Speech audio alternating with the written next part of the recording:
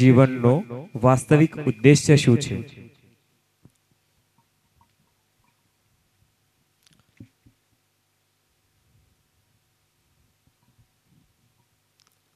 बोलो श्री प्राणनाथ प्यारे। देखिए, चार ही लोगों ने जयकारा लगाया है। उद्देश्य पूरा नहीं होगा। पहला प्रश्न है ना, मनुष्य जीवन का उद्देश्य क्या है? तो एक बार सभी लोग मिलकर जयकारा लगाएंगे। बोलो श्री प्राणनाथ प्यारे। प्राणधार सुंदर साथ जी एवं धर्म प्रेमी सज्जन वृंद, इस पंचदिवसीय ब्रह्म ज्ञान महोत्सव में आज चौथा दिन और इसमें रात्रिकालीन मंच है और मंच में प्रश्नोत्तर का क्रम प्रारंभ हुआ है। और इसी प्रश्नोत्तर के क्रम में सबसे पहला प्रश्न रखा गया है कि मनुष्य जीवन का वास्तविक उद्देश्य क्या है। मनुष्य जीवन, सबसे पहले तो हम ये समझते हैं कि जीवन क्या है। मनुष्य जीवन कहा है ना, जीवन किसे कहते हैं? तीन शब्द है, जन्म, मृत्यु और जीवन। जन्म का अर्थ है प्रारंभ और मृत्यु का अर्थ है अंतिम जो परिणाम है वह। लेकिन जन्म से लेकर मृत्यु तक का जो समय है बीच का, उसको कहते हैं जीवन। अब प्रश्न यह है कि मनुष्य जीवन का उद्देश्य क्या है। उसको समझने के लिए पहले मानव जीवन को समझना थोड़ा सा आवश्यक है। कि हम लोगों ने कई बार अनेक लोगों की चर्चाओं में ये सुना है कि 84 लाख योनियों में मनुष्य योनि सर्वश्रेष्ठ है, मनुष्य सबसे अधिक महान है, सबसे अधिक बुद्धिमान है। तो प्रश्न ये होता है कि मनुष्य को सर्वश्रेष्ठ कहने का कारण क्या है? क्यों सर्वश्रेष्ठ कहा है? ताकतवर होने के कारण, बलशाली होने के कारण? नहीं, क्योंकि बलशाली तो मनुष्य से दूसरे प्राणी ज्यादा है। आप घोड़े को देखिए, बैल को देखिए, भैंसे को देखिए, हाथी को, शेर को, गैंडा को, किसी भी जानवर को देख लीजिए, मनुष्य से ज्यादा ताकतवर है। मनुष्य न चीते से ज्यादा तेज दौड़ सकता है और न घोड़े से, गधे से, खच्चर से ज्यादा परिश्रम कर सकता है। तो क्यों सर्वश्रेष्ठ है? तो मनुष्य जीवन का की जो सर्वश्रेष्ठता है उसके विषय में मनुस्मृति कहती है, आहार निद्रा भयमैथुनम च समानमेतत् पशुभिः नराणाम धर्मो हि तेषाम अधिको विशेषो धर्मेन हीना पशुभिः समाना। मनुष्य भी खाता है, सोता है, अपने परिवार को बढ़ाता है, वंश वृद्धि करता है, और एक और गुण है मनुष्य में डर का। सभी डरते हैं ना। और पशु में भी ये चारों गुण होते हैं। पशु भी खाना खाते हैं, वो भी अपनी नींद पूरी करते हैं, बच्चे पैदा करते हैं, वंश वृद्धि करते हैं, और अपने से जो शक्तिशाली है उससे डरते हैं। तो ये चारों गुण तो मनुष्य में और पशु में बराबर है। फिर मनुष्य श्रेष्ठ क्यों है? कहते हैं धर्मो ही तेषाम अधिको विशेषो। मनुष्य में श्रेष्ठ क्या है, विशेष क्या है? धर्म। पशु धर्म नहीं कर सकता। कोई भी प्राणी मनुष्य के अलावा धर्म नहीं कर सकते, क्योंकि उन्हें तो पता ही नहीं कि हम जो कर रहे हैं वो क्या है। सही और गलत का फैसला उन्हें लेना नहीं आता है। हाँ, यदि आप ट्रेनिंग दे देंगे तो ट्रेनिंग के आधार पर कुछ कुछ वो काम कर सकते, पर उसे भक्ति नहीं कह सकते। बुद्धि होती है उनके पास, लेकिन विवेक नहीं होता है।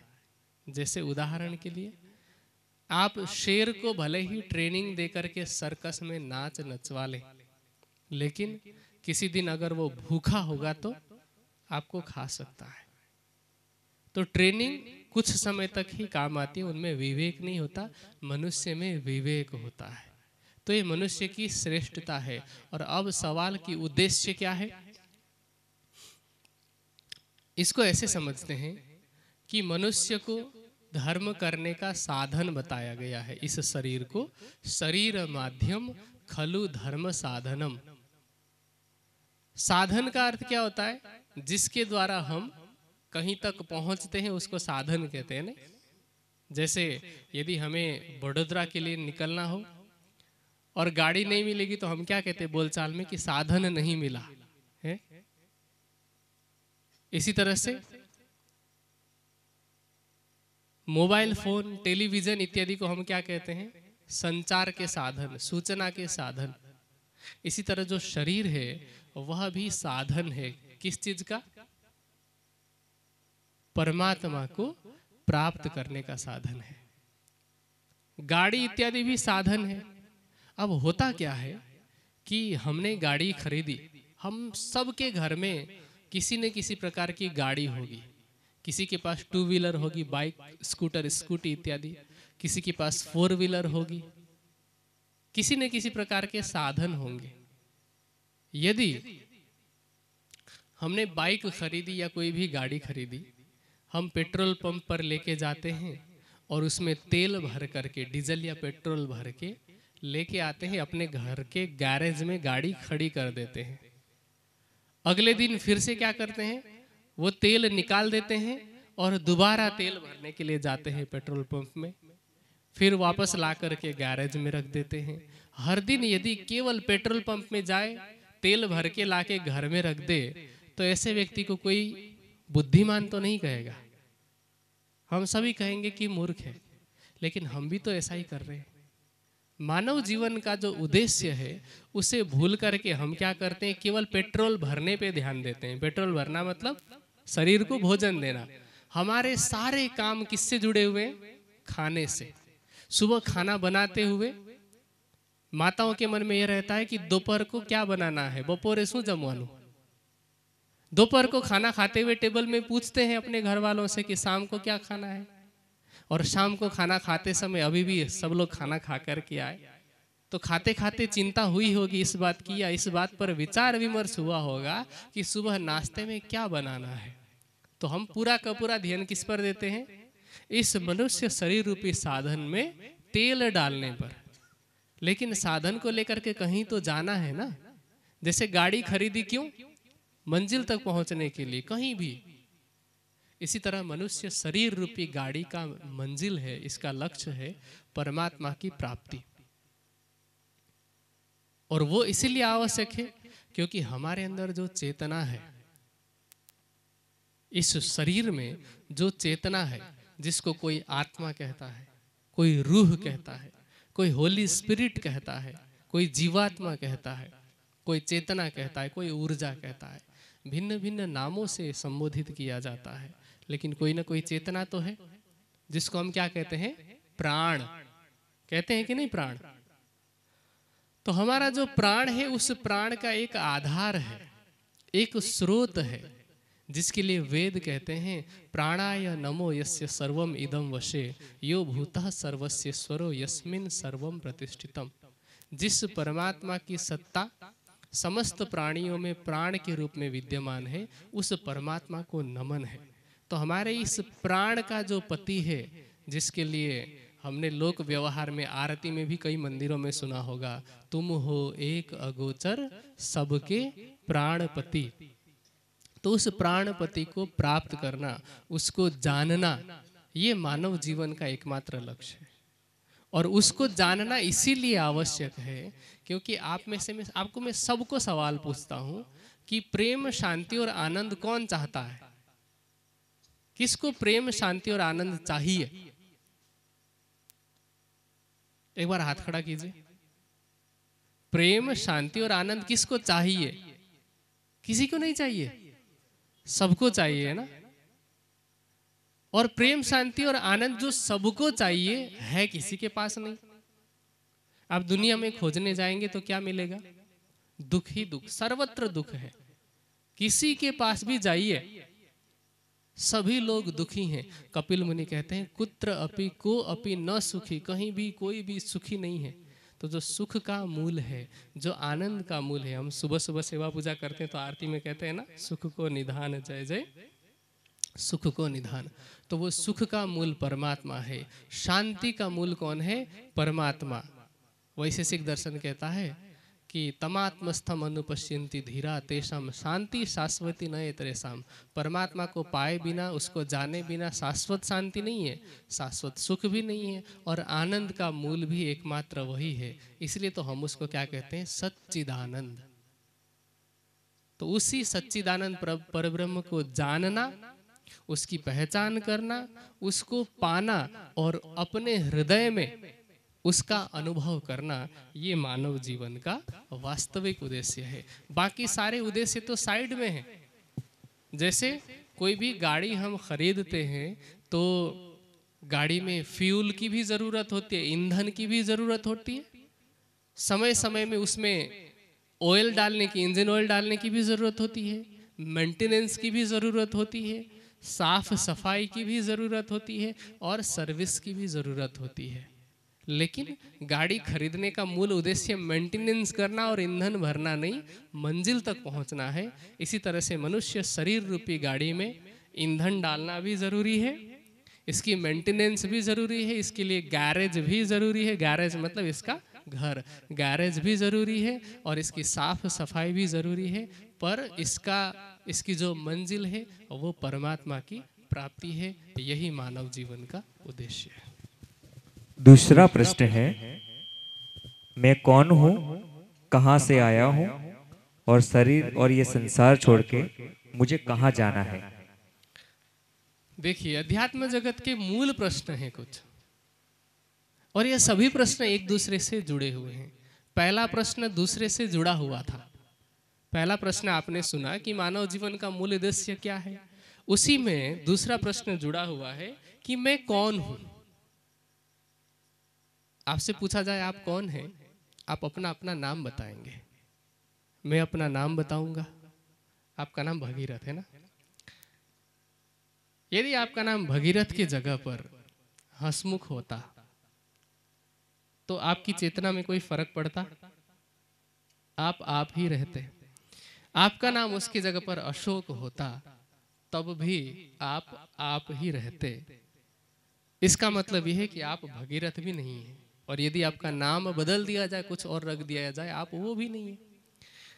आपका वर्तमान पता यदि इस गांव का है या खेड़ा जिले का है, आप अपने आधार कार्ड से लेकर के सभी जितने भी डॉक्यूमेंट्स है उसमें पता बदल करके वडोदरा का दे देते हैं या अहमदाबाद का दे देते हैं, या फिर भारत से बाहर किसी देश की आप नागरिकता ले लेते हैं, फिर भी आपकी चेतना में कोई फर्क पड़ेगा? नहीं पड़ेगा। इसका मतलब हमारे पते से भी, हमारे एड्रेस से भी हमारा संबंध नहीं है। हाँ, दुनिया में पहचान देने के लिए आवश्यक है, लेकिन हमारा मूल परिचय कि मैं कौन हूँ, तो मैं इस शरीर से और इस शरीर के परिचय से भिन्न हूँ। मदालसा नाम की एक प्रबुद्ध स्त्री हुई हमारे भारतवर्ष में। वो अपने बच्चों को लोरी गाकर के सुनाती थी सोने से पहले। उस लोरी में वो कहती थी, शुद्धो असि बुद्धो असि निरंजनो असि संसार माया परिवर्जितो असि। तुम शुद्ध हो, बुद्ध हो, चेतन हो। अर्थात शुद्ध होने का मतलब क्या है? ये शरीर नहीं हो तुम, क्योंकि ये शरीर शुद्ध नहीं है, और चेतना शुद्ध है, जिसको हम आत्मा कहते हैं। आत्मा शुद्ध बुद्ध चेतन है, शरीर शुद्ध नहीं है। शरीर शुद्ध कैसे नहीं है? मनुष्य शरीर में कितने द्वार बताए गए हैं? 9 द्वार। प्रत्येक द्वार में से किसी न किसी प्रकार से गंदगी निकलती है कि नहीं? आंख से गंदगी, नाक से कफ रूपी गंदगी, मुख से भी गंदगी, मल मूत्र रूपी गंदगी, कान से भी गंदगी, और रोम रोम से पसीने के रूप में, मैल के रूप में गंदगी निकलती है। तो शरीर पवित्र नहीं है।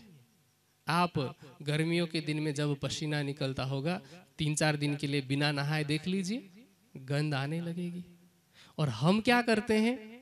कि इसी गंदगी से युक्त शरीर को सजाने संवारने में अपना जो पहला प्रश्न था ना, अपना जो मूल उद्देश्य था मानव जीवन का, उसे ही भूल जाते हैं कि मैं कौन हूँ, उसकी पहचान करना। तो हमारी जो पहचान है वो हमारी आत्मा से है, चेतना से है। हाँ, नाम कोई अलग अलग ले सकता है। और जैसे ही पहला प्रश्न है, दूसरे प्रश्न के 3 अलग अलग भागों में से पहला प्रश्न है मैं कौन हूँ, दूसरा है मैं कहाँ से आया हूँ। जैसे ही हमने ये जाना कि मैं शुद्ध बुद्ध चेतन स्वरूप आत्मा हूं, तो इसके साथ आत्मा के साथ एक और शब्द जुड़ता है परमात्मा का। मैं कहाँ से आया हूं, उसका उत्तर ये है कि मैं उस परब्रह्म परमात्मा की आह्लादिनी शक्ति हूं। जैसे सूर्य रोशनी के बिना सूर्य नहीं रहता है, चांदनी के बिना चंद्रमा चंद्रमा नहीं रहता है, लहरों के बिना सागर सागर नहीं रहता है। इसी तरह से आत्मा भी परमात्मा रूपी सागर की अनंत लहरों में से मेरी आत्मा भी एक लहर है। आत्मा के बिना परब्रह्म की पहचान नहीं हो सकती। जैसे हम दरिया जाते हैं ना घूमने के लिए, तो हम दरिया देखते हैं कि लहर देखते हैं? क्या देखते हैं हम? लहरें देखते हैं। और हम ये मान लेते हैं कि हमने क्या देखा है? सागर देखा है, दरिया देखा है, जबकि हम देख रहे होते हैं लहरों को। तो लहरों से सागर का अस्तित्व है। इसी तरह से मैं शुद्ध बुद्ध चेतन स्वरूप आत्मा हूँ, मेरा अस्तित्व उस परमात्मा से है और परमात्मा का अस्तित्व मुझसे है। ये पहचान करना भी मानव जीवन का उद्देश्य है। तो मैं कौन हूँ, मैं कहाँ से आया हूँ। और तीसरा प्रश्न है शरीर और संसार को छोड़ने के पश्चात मुझे जाना कहाँ है, क्योंकि मैं शरीर हूं ही नहीं, तो मुझे जाना कहाँ है। देखिए, विभिन्न प्रकार की गति होती है शरीर और संसार को छोड़ने के बाद। मैं अलग अलग जो गतियां होती है वो बता देता हूं। उसके बाद आपको ये निर्धारित करना है कि मुझे कहाँ जाना है, और जहां जाना है वहीं की गाड़ी पकड़नी है। फिर अहमदाबाद जाने के लिए आप वडोदरा की गाड़ी पकड़ेंगे तो नहीं हो पाएगा, है ना। तो पहले थोड़ा समझते हैं लक्ष्य। यदि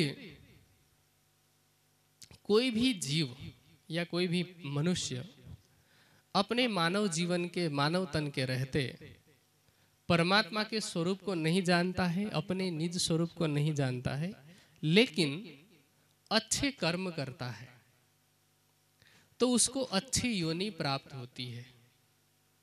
जैसे समाज की सेवा करता है, निस्वार्थ भाव से कार्य करता है, तो उसे अगला जन्म अच्छे परिवार में मिलता है, अच्छा शरीर मिलता है, अमीर घर में जन्म मिलता है, शिक्षित परिवार मिलता है।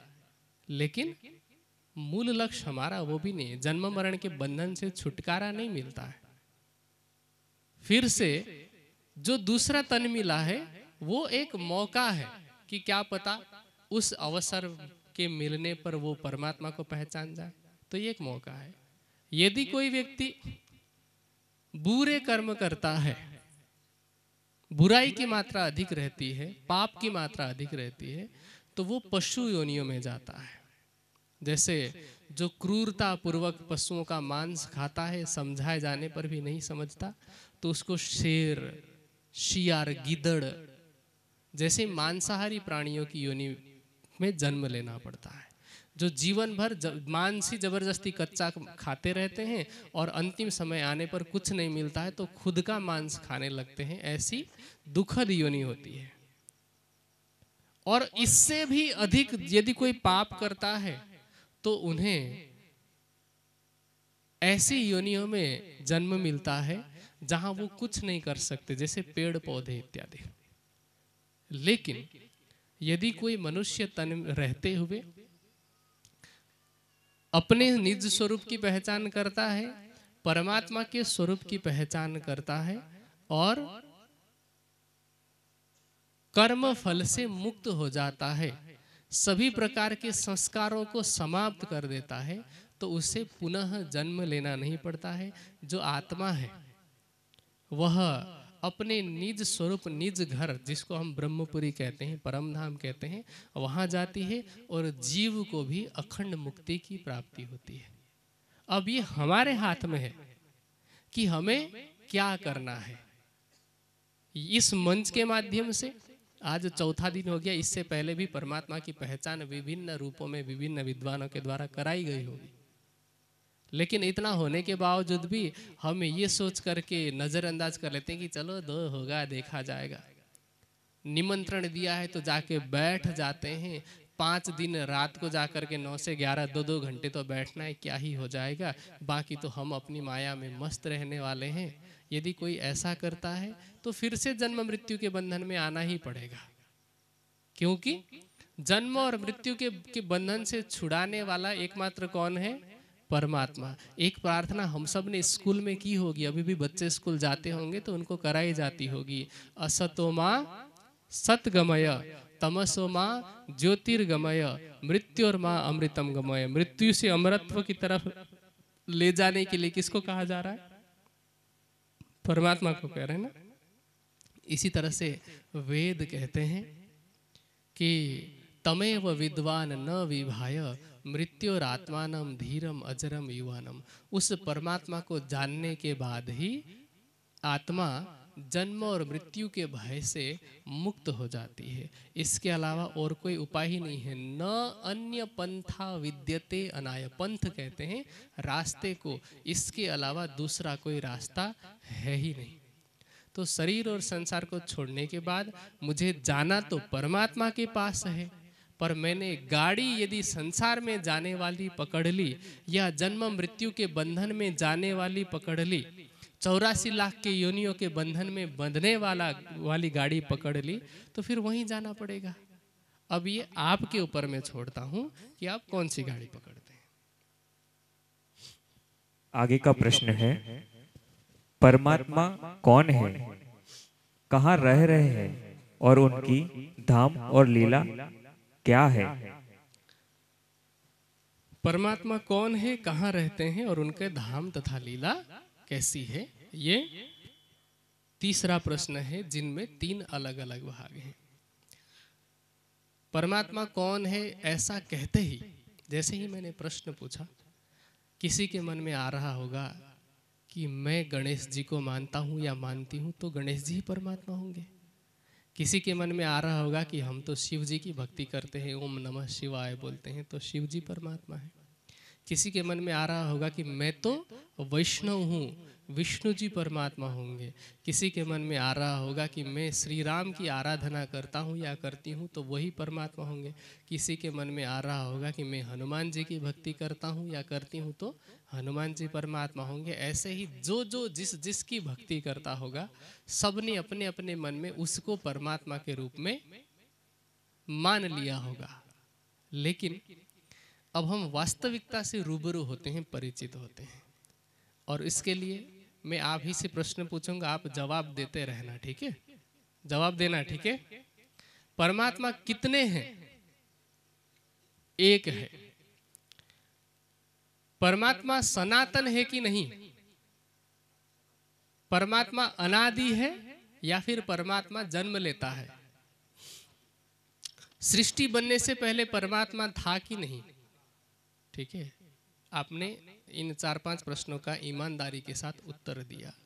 अब मैं फिर से आगे, अब काउंटर क्वेश्चन है मेरा कि एक बात मैं और बता दूं साथ में प्रश्न पूछने से पहले, कि ये कौन सा कलयुग है पता है आपको? 28वां कलयुग। लेकिन ये बात पूरा सच नहीं है। ये 7वें मनवंतर का 28वां कलयुग है। इससे पहले 6 मनवंतर पूरे हो चुके हैं। ये 7वां वैवस्वत मनवंतर है, जिसका 28वां कलयुग है। अब सवाल पूछते जाता हूं मैं। मर्यादा पुरुषोत्तम राम, जिनको हम भगवान राम कहते हैं, वो कब हुए पता है आपको? त्रेता युग में, आज से 17 लाख वर्ष पहले। 17 लाख, ध्यान रखना एक एक बात, 17 लाख वर्ष पहले। इस पृथ्वी को बने हुए हो गए 1,96,08,53,124 वर्ष। तो 1,96,00,00,000 वर्ष पहले परमात्मा थे कि नहीं? लेकिन भगवान राम तो उस समय नहीं थे। इसका मतलब भगवान राम परमात्मा नहीं है। वो कौन है? मर्यादा पुरुषोत्तम, महापुरुष। भगवान भी कह सकते हैं उनको, लेकिन परमात्मा नहीं है। श्री कृष्ण को आए हुए इस धरा पर लगभग 5,000 वर्ष बीते। इसका मतलब यह है कि परमात्मा तो उससे पहले था, क्योंकि आपने खुद माना कि परमात्मा तो सनातन है। सनातन का मतलब जिसका कभी प्रारंभ होता ही नहीं। हनुमान जी कब आए? जब श्री राम आए। हनुमान जी के आने से पहले भी परमात्मा था और उसके बाद भी रहेगा। शिव जी की भी उत्पत्ति हुई है, आप जानते हैं ना। देवी भागवत में लिखा है, अहम ब्रह्मा अहम विष्णु शिवो अहम इति मोहिता न जानीमो वयम धातः परम वस्तु सनातनम। मैं ब्रह्मा हूँ, मैं विष्णु हूँ, मैं शिव हूँ, ऐसा कहते हुए हम भी परमात्मा की माया से मोहित होते जा रहे हैं। लेकिन वो परम सनातन वस्तु कौन है हम नहीं जानते। और उमा ने जब पूछा शिव जी को कि आपको आंख बंद करके बैठने की क्या जरूरत है, दुनिया तो आपकी भक्ति करती है, क्या आप परमात्मा नहीं है? उन्होंने कहा, अस्मिन् अज्ञान पाथोधौ वयम ब्रह्मादयोपि च बुद्बुदाकारतां प्राप्ता तद इच्छा वायुजृंभिता। कि हे उमा, इस भव सागर में मैं, ब्रह्मा, विष्णु और बाकी सभी देवी देवता परमात्मा की इच्छा से बनते हैं और पानी के बुलबुले की तरह समाप्त हो जाते हैं। पानी का बुलबुला कब फूटेगा पता है? किसी को नहीं पता, कभी भी फूट सकता है। इसी तरह से परमात्मा की इच्छा से हम बनते हैं और समाप्त हो जाते हैं। इसका तात्पर्य यह है कि जो परम वस्तु सनातन है वो इन सब से अलग है। ये सभी कौन है? महापुरुष हैं, ये सभी योगी हैं, ये सब भगवान हैं। परमात्मा इन सब से अलग है। उस परमात्मा के लिए एक शब्द प्रयोग होता है, मैंने पहले भी कहा, सच्चिदानंद। सत का अर्थ क्या होता है? जो तीनों कालों में रहने वाला है। गायत्री मंत्र में उसे भू भुवः स्वः कहा है। गायत्री मंत्र तो याद है ना? ओम भूर्भुवः स्वः तत्सवितुः वरेण्यं भर्गो देवस्य धीमहि धियो यो नः प्रचोदयात्। इसमें भू भुवः स्व का अर्थ क्या होता है? भू सत्तायाम धातु से भू शब्द बना है सत। भुव अवचिंतने धातु से चित शब्द बना है। चित का अर्थ होता है चेतन और स्व का अर्थ होता है आनंद। हम स्वर्ग कहते हैं ना, स्वर्ग मतलब आनंद का स्थान, तो स्व अर्थात आनंद। तो भू भुव स्व का अर्थ होता है सत्य, चेतन और आनंद। सत्य का अर्थ हो गया जो तीनों कालों में एक समान रहने वाला है, जो सृष्टि के पहले भी था और सृष्टि के न रहने पर भी रहने वाला है, वो परमात्मा है। उसको हम क्या कहते हैं? सबसे पहले हमने जयकारा लगाया प्राणनाथ प्यारे की। तो प्राणनाथ शब्द से हम उसे संबोधित करते हैं। क्यों? प्राणनाथ किसी का नाम नहीं है, प्राणनाथ तो शोभा है। परमात्मा को प्राणनाथ कहा जाता है। जैसे आप सब यहाँ पर लगभग सभी हिंदू बैठे हैं, आपके अंदर प्राण है तभी तो जीवित है ना। प्राणियों के अंदर प्राण है इसलिए उसको प्राणी कहा जाता है। तो जो प्राण का नाथ है वो कौन है? प्राणनाथ। उसको हम राज्य भी कहते हैं, राज कहते हैं ना। राज क्यों कहते हैं? क्योंकि जो दूसरा प्रश्न है कि परमात्मा कहाँ रहता है और तीसरा प्रश्न है परमात्मा साकार है कि निराकार, तो ये भी साथ में जुड़ जाता है। ठीक है। परमात्मा को दिव्य प्रकाशमान स्वरूप कहा गया है। कैसा स्वरूप है? दिव्य है और प्रकाशमान है। तो राज शब्द का अर्थ होता है जो स्वयं के प्रकाश से प्रकाशित है, उसको राज कहा जाता है। उसको उजाला देने के लिए ऐसे लाइट की आवश्यकता नहीं है, सूर्य चंद्रमा की आवश्यकता नहीं है। उपनिषद क्या कहते हैं? न तत्र सूर्यो भाति न चंद्र तारकम ने माम विद्युतो कुतो अयम अग्नि। उसके लिए सूर्य की आवश्यकता नहीं है, चंद्रमा की आवश्यकता नहीं है, विद्युत की आवश्यकता नहीं है, अग्नि की आवश्यकता नहीं है। गीता में भी क्या कहा है, न तद भासयते सूर्यो न शशांको न पावक यद गत्वा न निवर्तन्ते तद धाम परमम मम। हम सेवा पूजा में कहते हैं ना, चांद सूरज को गम नहीं, नहीं पावक को काम, पहुंचे सो आवे नहीं, सोई मुकुंद निधि धाम। तो वह परमात्मा प्रकाशमान होने से उसे राज कहा जाता है। हम सभी के प्राण का पति होने से उसे प्राणपति या प्राणनाथ कहते हैं। सत्य चेतन और आनंदमयी स्वरूप वाला होने से उसे सच्चिदानंद कहा जाता है। वही एकमात्र परमात्मा है। उसको पूर्ण रूप से जानना है तो आपके सामने ये ब्रह्मवाणी पधराई हुई है। उसमें परमात्मा के धाम, स्वरूप और लीला का पूर्ण रूप से वर्णन है। और वो कैसा दिखता है उसका एक बार नहीं 7 बार वर्णन किया गया है। अभी के लिए केवल मैं इतना बता देता हूं कि वह इतना सुंदर है कि उसकी सुंदरता के लिए इस संसार में कोई भी शब्द नहीं है, कोई भी उपमा नहीं है। आपको मैं एक कल्पना करा सकता हूं, केवल कल्पना। परमात्मा की सुंदरता को बताना टेढ़ी खीर है। जैसे गूंगा व्यक्ति गुड़ खाए और उससे पूछा जाए गुड़ कैसा है तो वो बस ऐसा कहेगा, मुंह से वर्णन नहीं कर सकता। अब आप ऐसा कहने पे केवल कल्पना कर सकते हैं कि कैसा हो सकता है। तो मैं एक उदाहरण देता हूं, उससे आप समझना। इस संसार में आप जिसको भी सबसे सुंदर मानते होंगे, जिसको भी, उससे करोड़ों गुना सौंदर्य कामदेव के अंदर बताया जाता है। कामदेव से करोड़ों गुना सौंदर्य स्वर्ग के देवी देवताओं में है। स्वर्ग के देवी देवताओं से करोड़ों गुना अधिक सौंदर्य वैकुंठ विहारी विष्णु भगवान में है। वैकुंठ की शोभा से करोड़ों गुना सौंदर्य योग माया के ब्रह्मांड में है। और योग माया से अनंत गुना सौंदर्य उस परमात्मा का है। अब आप कल्पना कीजिए, बुद्धि की पहुंच है तो लगा के देखिए, और अगर बुद्धि की पहुंच नहीं है तो आप इस ब्रह्मवाणी को पढ़िए। जितनी पहचान होती है उसके आधार पर ध्यान कीजिए, प्रेममयी भक्ति कीजिए और ध्यान में उसकी शोभा का साक्षात्कार करके उसको, उसका दर्शन करके देखिए, पता कीजिए कि वो कैसा है। आप पता तो लगा लेंगे लेकिन बता नहीं पाएंगे, लेकिन आपको तो पता चल जाएगा ना। तो परमात्मा का स्वरूप वैसा है, अत्यंत सुंदर, दिव्य, मनोहारी। इस संसार के करोड़ों जो सूर्य है वो उसके नाखून के प्रकाश में दीपक जैसे लगने लगते हैं। ऐसा सुंदर उसका स्वरूप है। और आगे प्रश्न है कि वो कहाँ रहता है, परमात्मा कौन है, कहाँ रहता है, दूसरा प्रश्न है।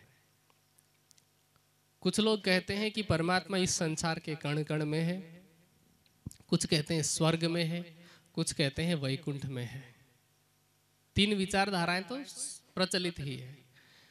स्वर्ग में परमात्मा इसीलिए नहीं है, स्वर्ग और वैकुंठ में, क्योंकि भागवत में ऐसा लिखा है कि महाप्रलय में स्वर्ग और वैकुंठ तक का नाश हो जाता है।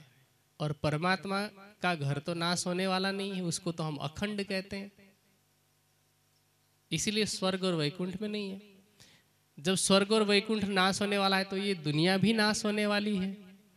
इस संसार के कण कण में परमात्मा नहीं है। कबीर जी ने सरल शब्दों में कहा कि पिंड में होता तो मरता न कोई, ब्रह्मांड में होता तो देखता सब कोई, पिंड ब्रह्मांड दो से न्यारा, कहे कबीर सो साईं हमारा। अब कुछ लोग क्या करते हैं, जैसे नवीन वेदांती हैं, उनका एक मत है कि परमात्मा इस संसार के कण कण में है, लेकिन जैसे दूध में घी छिपा हुआ होता है, उसको पाने के लिए मथना पड़ता है, मथने पर घी की प्राप्ति होती है, ऐसा वो तर्क देते हैं। लेकिन मैं इसी तर्क को तारतम्य ज्ञान की दृष्टिकोण से देखते हुए इसका उत्तर देता हूं। यदि दूध के कण कण में घी को माना जाए तो दूध में घी के गुण होंगे, है कि नहीं? जैसे घी में प्रोटीन तत्व है, आप दूध पिएंगे तो उतनी ही मात्रा का प्रोटीन आपके शरीर में जाएगा कि नहीं जाएगा? जाएगा। तो आप उस दूध में से 1 चम्मच भी निकाल करके पिएंगे तब भी उसमें वही गुण कर्म होंगे, है कि नहीं? उसके जो केमिकल फॉर्मूला होंगे, गुण सूत्र होंगे, वो तो वही होंगे। और आप पूरे गिलास का भी दूध पी जाते हैं तब भी वही गुण सूत्र होंगे। इसी तरह इस संसार के कण कण में दूध में घी की तरह परमात्मा को व्यापक माने जाने पर परमात्मा के जो गुण होंगे वो भी इस संसार के कण कण में होना चाहिए।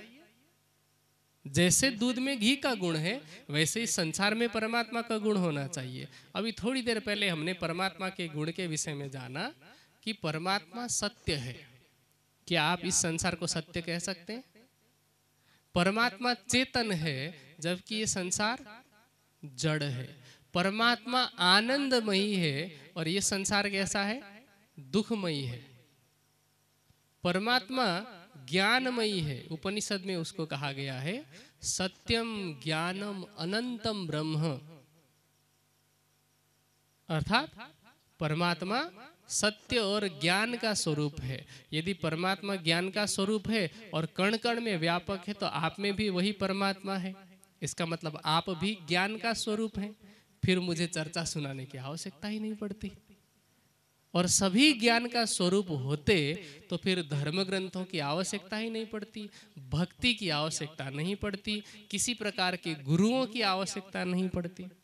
इसका मतलब संसार के कण कण में परमात्मा नहीं, हाँ उसकी सत्ता है। उसकी सत्ता है इसका मतलब क्या है? जैसे देश के प्रधानमंत्री माननीय नरेंद्र मोदी जी हैं, इस गांव में भी उनकी सत्ता है कि नहीं? यहाँ पर मोदी जी की सत्ता है, लेकिन आप यहाँ गड्ढा खोद करके देखने लग गए कि मोदी जी निकल जाए, नहीं निकलेंगे ना। कण कण में व्यापक नहीं, उनकी सत्ता व्यापक है। यदि इस गांव में कोई दूसरी सत्ता आक्रमण कर देती है तो ये किसको चुनौती देना माना जाएगा? मोदी जी को, जबकि मोदी जी यहाँ है ही नहीं। इसी तरह ये जो संपूर्ण जगत है वो परमात्मा की सत्ता से निर्मित है। परमात्मा के सत अंग अक्षर के मन अव्याकृत के सांकल्पिक प्रतिबिंब से यह संसार बना है, तो उसकी सत्ता व्यापक है। इसको देख करके हम परमात्मा का अनुमान कर सकते हैं कि उस परमात्मा ने सृष्टि बनाई है। लेकिन सृष्टि के कण कण में परमात्मा को मानना वैसा ही होगा जैसे घड़े के अंदर हम कुम्हार को ढूंढें कि कुम्हार ने घड़ा बनाया है तो कुम्हार इसमें कहीं होगा, तोड़ के देखेंगे नहीं मिलेगा। तो परमात्मा सत्ता के स्वरूप से यहाँ है और अपने मूल स्वरूप से कहाँ पर है? हम निजानंद संप्रदाय की पद्धति में बोलते हैं दिव्य ब्रह्मपुर धाम है। और ये केवल हमारी पद्धति ऐसा नहीं है, हम लोगों का प्राइवेट नहीं है।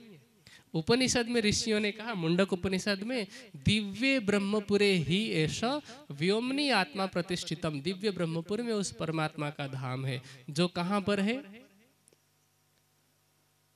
अक्षर ब्रह्म के 4 पाद हैं। उन 4 पाद में से चौथे पाद से इस सृष्टि का निर्माण होता है। चतुष्पाद भूतवा भोग्या सर्वम आदत्य भोजनम। और उसके बाद जो 3 पाद हैं, त्रिपाद ऊर्ध्वम उदयत पुरुषः, पादस्य वा अभवत पुनः, पादस्य विश्वभूतानि, त्रिपादस्य अमृतम दिवि। जो चौथा पाद है अव्याकृत, उससे परे 3 पाद हैं अक्षर के, जिसको हम सबलिक, केवल और सत्स्वरूप कहते हैं। और उससे भी परे वह ब्रह्मपुर है, 8 सागर और 9 भूमिका से युक्त, जिसको वेद कहता है अष्ट चक्र नव द्वारा देवानाम पुरयोध्यया। तो वह दिव्य ब्रह्मपुर है जिसको हम परम धाम कहते हैं। उस परम धाम में वह परब्रह्म रहता है। और तीसरा प्रश्न इसी के साथ में है कि उसकी लीला कैसी है। धाम का तो मैंने बता दिया है, लीला कैसी है? तो परमात्मा की 2 प्रकार की लीला है। एक लीला है सत्य की लीला और दूसरी है आनंद की लीला। इसको सरल भाषा में बाल लीला और किशोर लीला भी कहा जाता है। सत्य के लीला में अथवा बाल लीला में क्या करते हैं कि परमात्मा ही परमात्मा का सत स्वरूप अक्षर ब्रह्म ही, जैसे एक बच्चा होता है, बच्चा बालू का या मिट्टी का घरौंदा बनाता है और फिर थोड़ी देर में उसको तोड़ देता है और नया घरौंदा बनाता है, इसी तरह से अक्षर ब्रह्म के मन के संकल्प और विकल्प से सृष्टि बनती है और मिटती है। क्या कहते हैं, कोट ब्रह्मांड नजरों में आवे, खिन में देख के पल में उड़ावे। तो ये परमात्मा की एक लीला है, सृष्टि को बनाना और सृष्टि को मिटाना, ये परमात्मा की लीला है। आपने उपनिषदों का नाम सुना होगा, 11 प्रमुख उपनिषद है। वैसे तो 108 उपनिषदों का प्रचलन है समाज में, जिनमें से 11 उपनिषद प्रमुख हैं, जिनमें जो सबसे पहला उपनिषद है उसका नाम है केन उपनिषद। केन जो शब्द है, संस्कृत आपने पढ़ी है ना, थोड़ा थोड़ा बहुत स्कूल में पढ़ा होगा। केन शब्द का अर्थ होता है किसके द्वारा।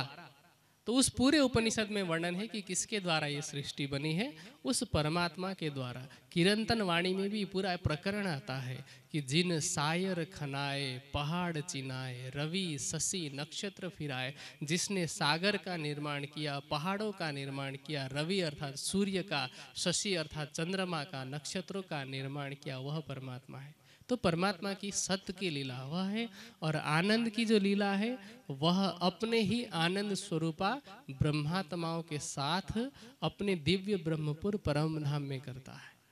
तो परमात्मा की 2 प्रकार की लीला है। उन लीलाओं को समझने के लिए एक बार ही सही, लेकिन तारतम्य वाणी को पढ़ना आवश्यक है। पूरी लीला का वर्णन, तो लीला तो हमेशा चल ही रही है, अनादिकाल से चल रही, अनंत काल तक चलने वाली है, और मैं आपको 2 घंटे की चर्चा में तो नहीं बता सकता ना। तो इसलिए आप एक बार स्वयं ही इस ब्रह्मवाणी को लेकर के पढ़िए, आपको पता चलेगा कि पूरी लीला कैसी होती है। ठीक है, तो अगला प्रश्न। आगे का प्रश्न है, परमात्मा साकार है कि निराकार?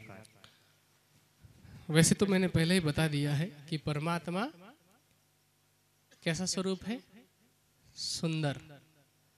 निराकार भी सुंदर नहीं होता, और साकार की सुंदरता भी क्षणिक होती है।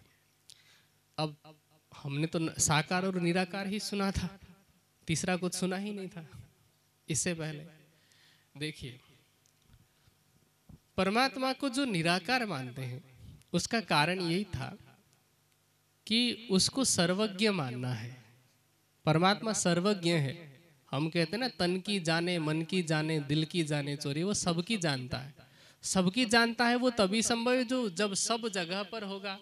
ये बताने के लिए लोगों ने कहना शुरू कर दिया कि परमात्मा कण कण में विराजमान है, और कण कण में तो तभी होगा जब निराकार होगा, क्योंकि साकार होगा तो वो एक स्थान पर होगा ना। इसलिए ये 2 विचारधाराएं एक दूसरे से जुड़ी हुई है, कण कण में है और निराकार है, ये दोनों विचारधाराएं जुड़ी हुई है। अब जैसे मैंने आपको ये प्रमाणित करके बताया कि कण कण में तो वो नहीं है, इसका मतलब वह निराकार भी नहीं है। वेद में उस परमात्मा को क्या कहा है, ये शाम इंद्रो युवा सखा। वह जो परमात्मा है वह युवा स्वरूप वाला है। अकामो धीरो अमृता स्वयंभू, रसे न तृप्तो न कुतश्चनो न, तमेव विद्वान न विभाय, मृत्युरात्मानम धीरम अजरम युवानम। वह परमात्मा कैसा है, अजर है। अजर मतलब कभी बूढ़ा नहीं होता है, और युवा स्वरूप वाला है। जब वेद उसको युवा स्वरूप वाला कह रहे हैं तो हम उसको निराकार कैसे कह सकते हैं। आदित्य वर्ण उसको कहा गया है। आदित्य कहते हैं सूर्य को, सूर्य के समान प्रकाशमान है। तो वह परमात्मा दिव्य स्वरूप वाला है। क्या कहते हैं, शुक्रो असी भ्राजो असी। शुक्र भी कहते हैं, जिसको हम नूरी स्वरूप कहते हैं ना, प्रकाशमान स्वरूप, उसी को वेद में शुक्र शब्द से संबोधित किया गया है। कहते हैं तेजो असी तेजोमयी ध्येय है। परमात्मा आप तेजवान स्वरूप वाले हैं, आप मुझे भी तेजवान बनाइए। तो निराकार नहीं है। इसी तरह कण कण में भी नहीं है। अब प्रश्न ये होता है कि क्या साकार है? नहीं, साकार भी नहीं है। क्योंकि साकार किसे कहते हैं, जिसको हम इस आंख से देख सकते हैं, जिसको हम इस त्वचा से छू सकते हैं, उसको साकार कहा जाता है। साकार का मतलब जिन मूर्तियों की हम उपासना करते हैं, जिन देवी देवताओं की, तो परमात्मा साकार भी नहीं है, क्योंकि उनको इन आँखों से नहीं देखा जा सकता है। उपनिषद कहते हैं न तत्र चक्षुर गच्छति न वाक गच्छति न मनो विद्मो न विजानिमो। उस परमात्मा तक चक्षु अर्थात आंखें नहीं पहुंचती है, शब्द नहीं पहुंचते। वाणी क्या कहती है? अंग न इंद्री अंतस्करण वाचा ब्रह्म न पहुंचे कोई। तो परमात्मा साकार भी नहीं है, निराकार भी नहीं है, तो कैसा है? इसका उत्तर है परमात्मा शुद्ध साकार है। शुद्ध साकार का मतलब उसका स्वरूप तो है, लेकिन इन आँखों से, बाहरी आँखों से नहीं देखा जा सकता है। जब हम पहले उस परमात्मा को ज्ञान दृष्टि से जानते हैं, उसके बाद प्रेम लक्षणा भक्ति के द्वारा बाहरी आँख बंद करके आत्मिक दृष्टि से अंदर की आँख खोलते हैं ध्यान के द्वारा, तब हम उसके स्वरूप को, उसके सुंदर स्वरूप को आत्मिक दृष्टि से देख सकते हैं। तो परमात्मा शुद्ध साकार स्वरूप है। आगे का प्रश्न है, जन्म मरण के इस चक्र से छूटना और किसकी शरण में जाना है? जन्म मरण के चक्र से छूटने के लिए किसके शरण में जाना है, ये प्रश्न है। इस संसार में अलग अलग संप्रदाय हैं और हर संप्रदाय का व्यक्ति ये दावा करता है कि मेरे संप्रदाय का अनुयायी बन जाओगे तो तुम्हें मुक्ति मिलेगी। जन्म मरण के चक्कर से छूटने का मतलब यही है ना, मुक्ति। तो हम थोड़ा देखते हैं, नजर मारते हैं। आज समाज में जो सबसे ज्यादा प्रचलित है इस सिद्धांत को लेकर के, क्रिश्चियनिटी, ईसाई मत। ईसाई मत में क्या कहते हैं कि तुम यदि परमेश्वर पर यकीन लाओगे, भरोसा लाओगे, बाइबल पर भरोसा लाओगे, तो तुम्हें मुक्ति मिलेगी, पाप में से मुक्ति मिलेगी, क्योंकि तुम्हें मुक्त करने के लिए ईसा मसीह ने अपना खून बहाया है, ऐसा कहते हैं। जबकि वास्तविकता इससे अलग है। वही बाइबल कहता है कि जिसने जैसा किया है उसको उनके कर्मों का दंड मिलेगा। दंड का विधान बाइबल में, मुक्ति की बात ही नहीं की है। और बाइबल में तो परमात्मा के पुनः आगमन की बात की है। यदि केवल ईसा मसीह पर विश्वास लेने मात्र से मुक्ति होती तो परमात्मा को इस संसार में क्यों आना पड़ता? बाइबल कहता है for the Lord himself will come down from the haven. परमात्मा स्वयं अपने स्थान से, जिनको वो हेवन या स्वर्ग कहते हैं, वहां से उतर करके आएंगे। क्यों? जब मुक्ति देने वाले ईसा मसीह हैं तो फिर क्यों मुक्ति, या क्यों परमात्मा के आने की आवश्यकता पड़ी? तो ये बात केवल भ्रमित करने के लिए और केवल धर्म परिवर्तन कराने के लिए। इसके अलावा भी जितने भी संप्रदाय ये दावा करते हैं, हिंदुओं में भी यदि, कि हमारे संप्रदाय में आ जाइए आपको मुक्ति मिलेगी, ये संभव नहीं है। सोचिए, गीता के बारे में सब जानते हैं। आप गीता में कोई एक जगह ऐसी दिखा दीजिए जिसमें ये कहा हो कृष्ण जी ने कि मैं तुम्हें मुक्ति दिला दूंगा। कृष्ण जी ने क्या कहा? जिसने जन्म लिया उसका मरना निश्चित है, और जो मरा उसका जन्म लेना भी निश्चित है। जातस्य ही ध्रुवो मृत्यु ध्रुवम जन्म मृतस्य च तस्माद अपरिहार्यार्थे न त्वं शोचितुमर्हसि। कि हे अर्जुन, जिसने जन्म लिया उसका मरना निश्चित है, और जो मरता है उसका जन्म लेना निश्चित है। तो मुक्ति की बात कहाँ से आ गई? मुक्ति तो वो भी नहीं दे रहे हैं, तो दूसरा कौन है जो मुक्ति दे सकता है? हाँ, कोई यदि जन्म मृत्यु के चक्र से मुक्ति दिला सकता है तो वो परमात्मा है। इसीलिए कृष्ण जी ने उस परमात्मा की शरण में अर्जुन को भेजा और कहा तमेव शरणम गच्छ सर्वभावेन भारत तत्प्रसादात् परम शांति शाश्वती भोक्ष्यसे महिम।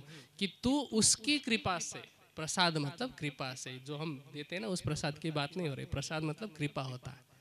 तो उस परमात्मा की कृपा से तुम्हें शाश्वत शांति की प्राप्ति होगी, जिसे मुक्ति कहा जाता है। तो यदि हमें जन्म और मृत्यु के चक्र से छुटकारा पाना है तो एकमात्र परमात्मा को जानना ही मुक्ति का मार्ग है। दूसरा कोई मार्ग है ही नहीं। वेद कहते हैं तमेव विदित्वाति मृत्युमेति न अन्य पंथा विद्यते अनाया। दूसरा कोई पंथ है ही नहीं। एकमात्र मार्ग है परमात्मा को जानना और उसको पाना।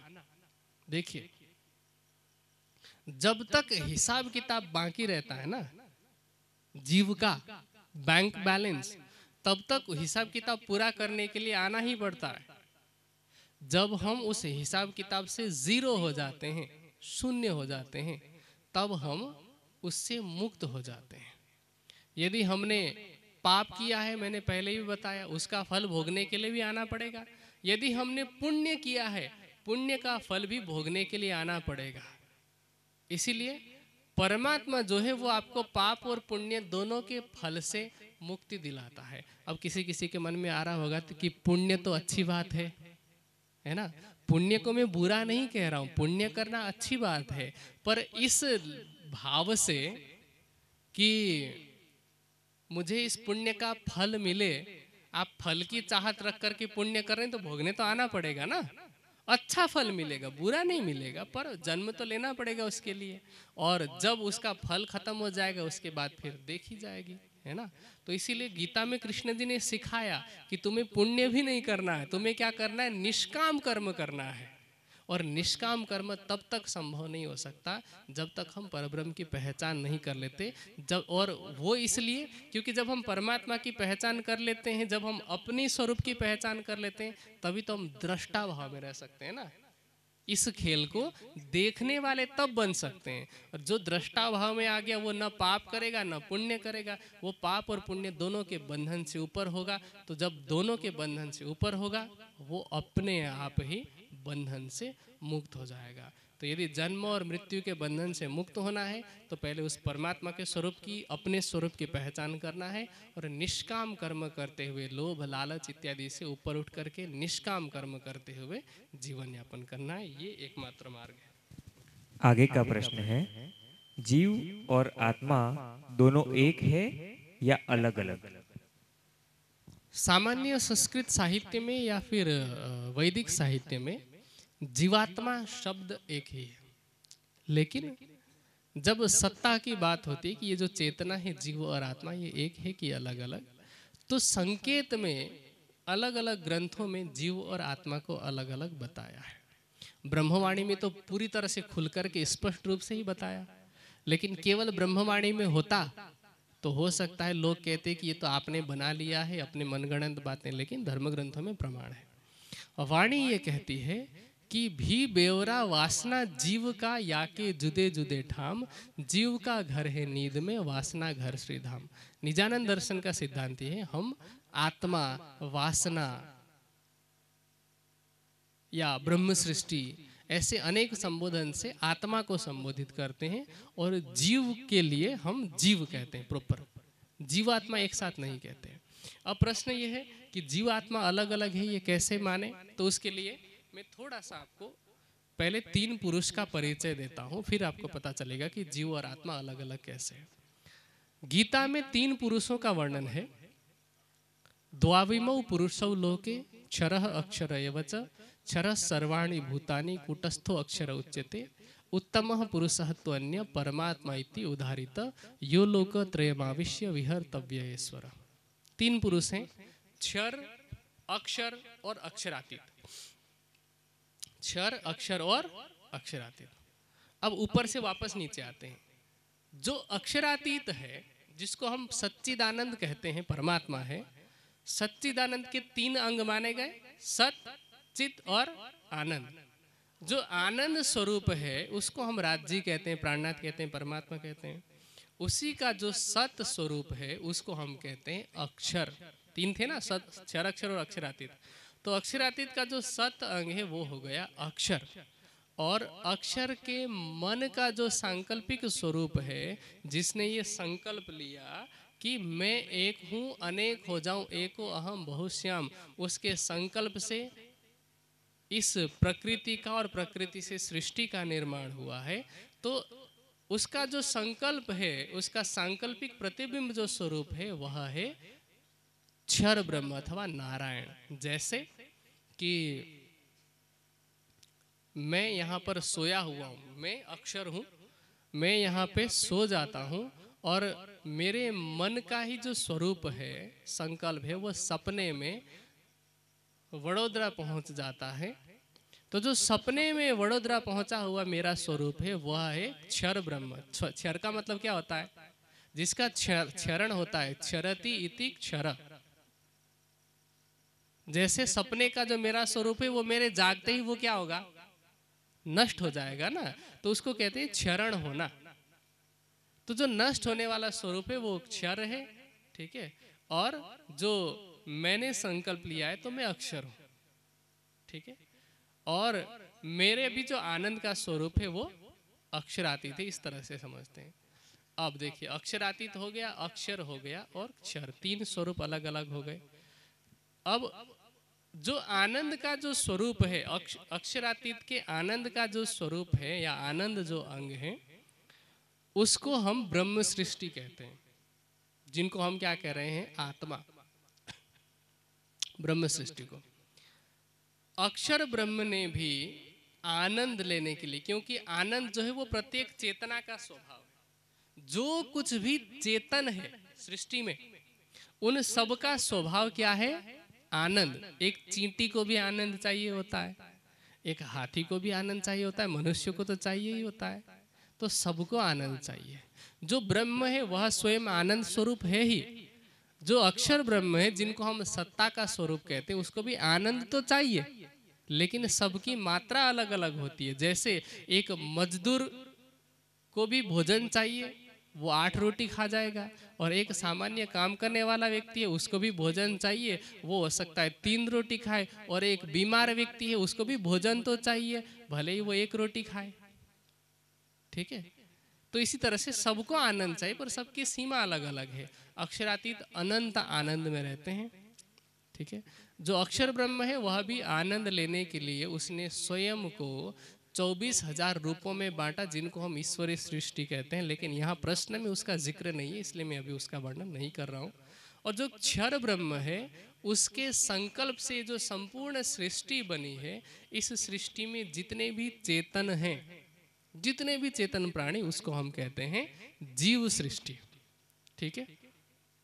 तो जीव और आत्मा अलग अलग है। इस संसार में जीव जो है वो करता है, कोई भी काम वो करता है, और जैसा करता है वैसा वो भोगता भी है, कर्मफल लगता है ना। लेकिन आत्मा क्या है? आत्मा दृष्टा है। आत्मा इस संसार में आई है तो खेल देखने के लिए आई है। अब मैंने पहले भी कहा था कि धर्म ग्रंथों में प्रमाण है, तो कहाँ पर है? तो प्रमाण इस तरह से है, धर्म ग्रंथ कहते हैं, द्वा सुपर्णा सयुजा सखाया समानम विश्वम समानम वृक्षम परिसस्व जाते तयोरन्यः पिप्पलम स्वादवत्ति अन्यश्चन अभिचाकशीति। इसका अर्थ क्या है? कि एक पेड़ है, उस पेड़ में 2 पक्षी बैठे हुए हैं। एक पक्षी उस पेड़ के फल को खाता है और दूसरा केवल देखता रहता है। ये संकेत किया गया है, ये शरीर रूपी वृक्ष है, इसमें जीव और आत्मा 2 अलग अलग वृक्ष हैं। जीव इस शरीर के माध्यम से किए गए कर्म के फल को खाता है और आत्मा देखती रहती है। तो इन प्रमाणों से ये प्रमाणित होता है कि जीव और आत्मा भिन्न भिन्न सत्ता है। आगे का प्रश्न है, प्रलय कितने प्रकार के हैं और कौन से?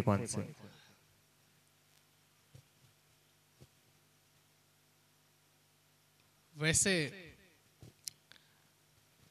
प्रलय शब्द का अर्थ होता है नष्ट हो जाना या समाप्त हो जाना। भागवत में 4 प्रकार के प्रलय का वर्णन है, पर मैं थोड़ी और गहराई में जाकर के थोड़ा बता रहा हूँ आपको। देखिए, प्रलय का अर्थ नष्ट हो जाना होता है, पर भौतिक विज्ञान का सिद्धांत है कि कुछ भी नष्ट नहीं होता है। एनर्जी जो है वो ट्रांसफर होती है, मतलब परिवर्तित होती है। जैसे हमने लकड़ी जलाई, लकड़ी तो नष्ट हो गई, पर वो 5 तत्वों में मिल जाती है। जैसे उसमें जो स्थूल तत्व था और राख के रूप में बना पृथ्वी तत्व, जो जल तत्व था उस लकड़ी के अंदर वह भाप बन करके उड़ गया, और आकाश तत्व में लीन हो गया। जो अग्नि तत्व था आग बन करके जला है, वो गर्मी के रूप में, ऊष्मा के रूप में वो भी निकल गया और वायु में भी वो मिल गया। ठीक है, जो धुआं इत्यादि वो वायु तत्व है। 5 तत्वों में वो लीन हो गए। लकड़ी हमारे हिसाब से नष्ट हो गई, पर गहराई से देखो तो भिन्न भिन्न रूपों में बटी है। अब 4 प्रकार के प्रलय की बात करते हैं, नित्य, नैमित्तिक, प्राकृतिक और महाप्रलय। नित्य प्रलय जो है वो सामान्य रूप में समझने के लिए मैं बहुत अधिक गहराई में नहीं जाते हुए सरल तरीके से बता देता हूँ। नित्य प्रलय जो पृथ्वी में प्रतिदिन जन्म लेने और मृत्यु लेने का क्रम चलता रहता है, प्रतिदिन हो रहा है ना। कहा जाता है सर्वे के हिसाब से कि प्रत्येक 3 सेकंड में एक बच्चा जन्म लेता है और 6 सेकंड में एक व्यक्ति मर जाता है। जो मर गया उसके लिए तो प्रलय ही हो गया ना, समाप्त हो गया। तो इस संसार में जो चलता रहता है वो नित्य प्रलय हो गया। नैमित्तिक प्रलय का मतलब क्या है कि एक मान्यता ये कहते हैं कि स्वर्ग तक का इसमें लय हो जाता है, स्वर्ग तक का। ठीक है, और जो प्राकृतिक प्रलय है उसमें कुछ लोग कहते हैं वैकुंठ तक का लय हो जाता है। और दूसरी मान्यता ये भी कही जाती है कि इस संसार में जैसे बाढ़ आती है, सुनामी आते हैं, भूकंप आते हैं, तो प्राकृतिक आपदाएं आती है, उसको भी प्राकृतिक प्रलय में ही माना जाता है। और चौथा जो प्रलय है उसको कहा जाता है महाप्रलय। महाप्रलय में सब कुछ समाप्त हो जाता है। महाप्रलय का मतलब यूं समझ लीजिए कि जो सपना देख रहा है वो सपने से जाग गया, तो सपना सारा क्या हो गया, पूरी तरह से समाप्त हो गया।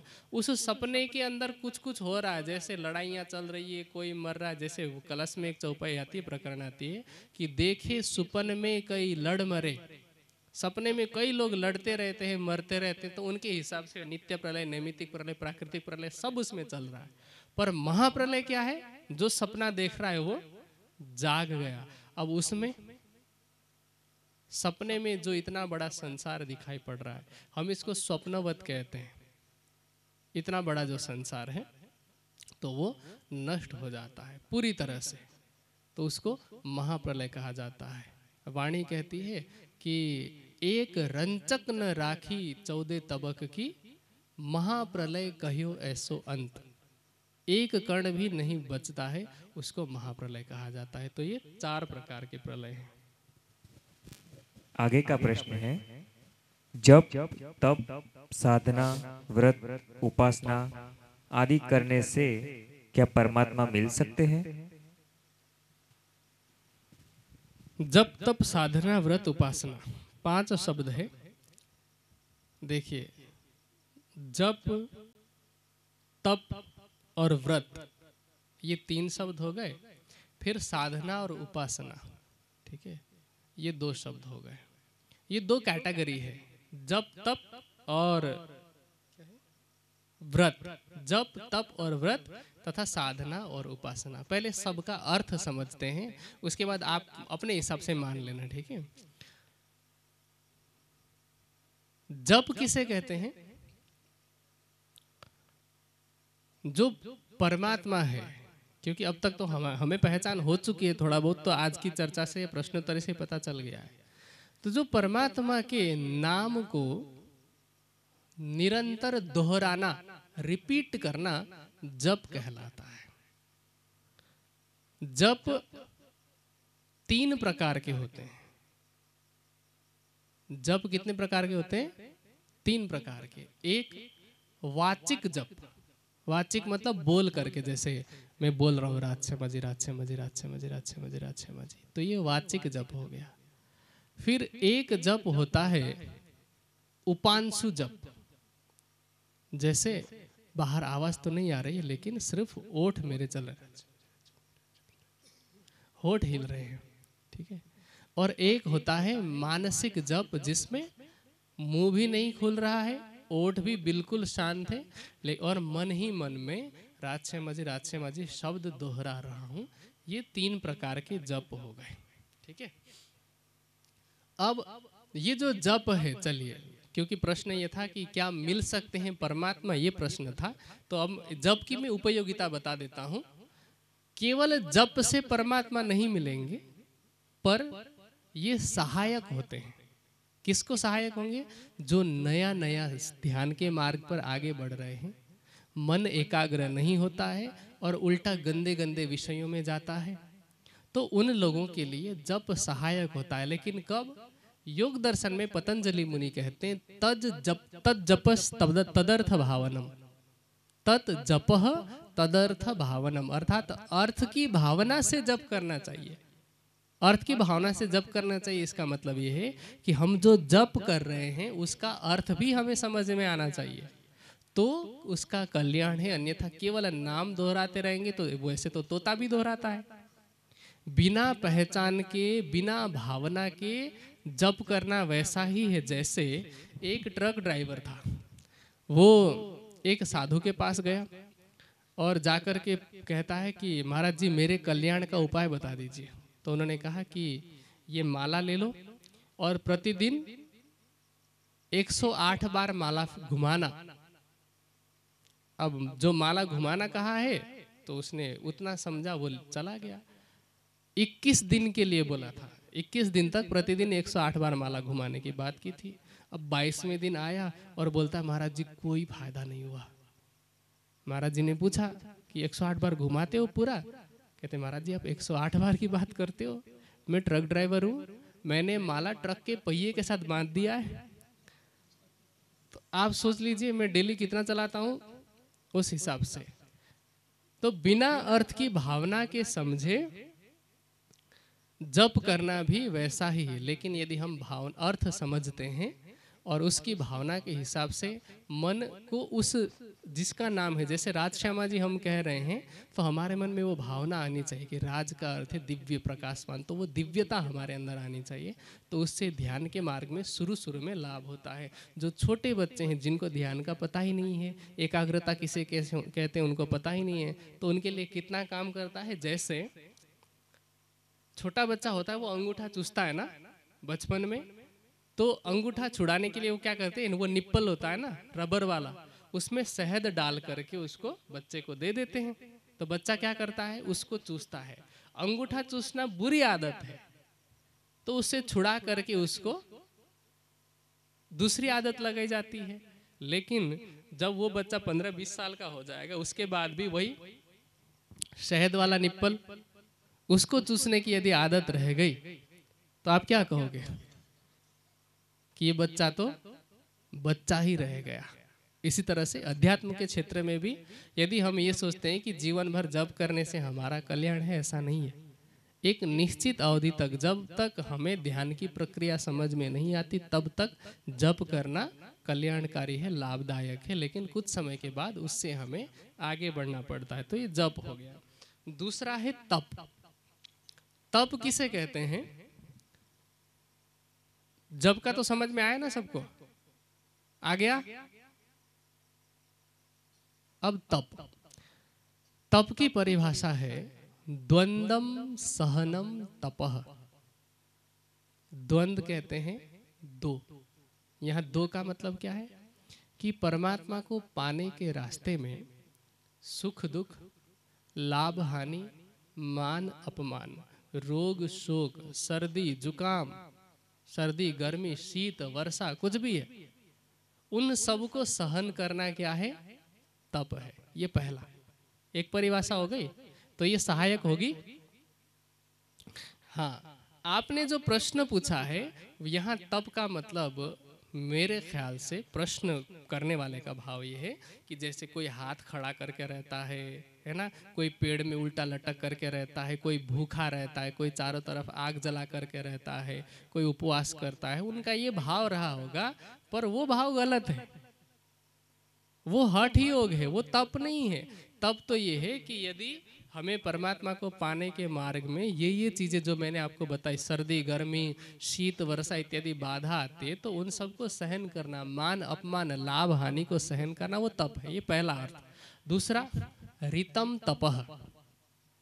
एक तो द्वंद्वम सपन सहनम तपह, दूसरा है रीतम तपह। रीतम तपह का मतलब क्या है? रित कहते हैं परम सत्य। तो उस परम सत्य परमात्मा को जानना तप है। तीसरा है दमम तपह, इंद्रियों का दमन करना। इंद्रियों का दमन करने का मतलब हमारी 5 ज्ञानेंद्रियां हैं।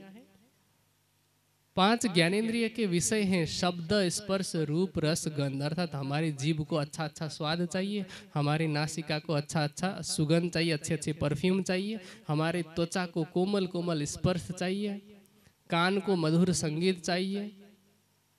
तो इन विषयों के बंधन में हम बंधते हैं और जिसके कारण हम अपने मूल लक्ष्य से भटक जाते हैं। तो मूल लक्ष्य से भटकने से अच्छा ये है कि उनको कंट्रोल किया जाए। तो उन इंद्रियों को रोकना, जिनको कहा जाता है दमन, वो दमन है तप। तीसरा ऋतम तपह, दमम तपह।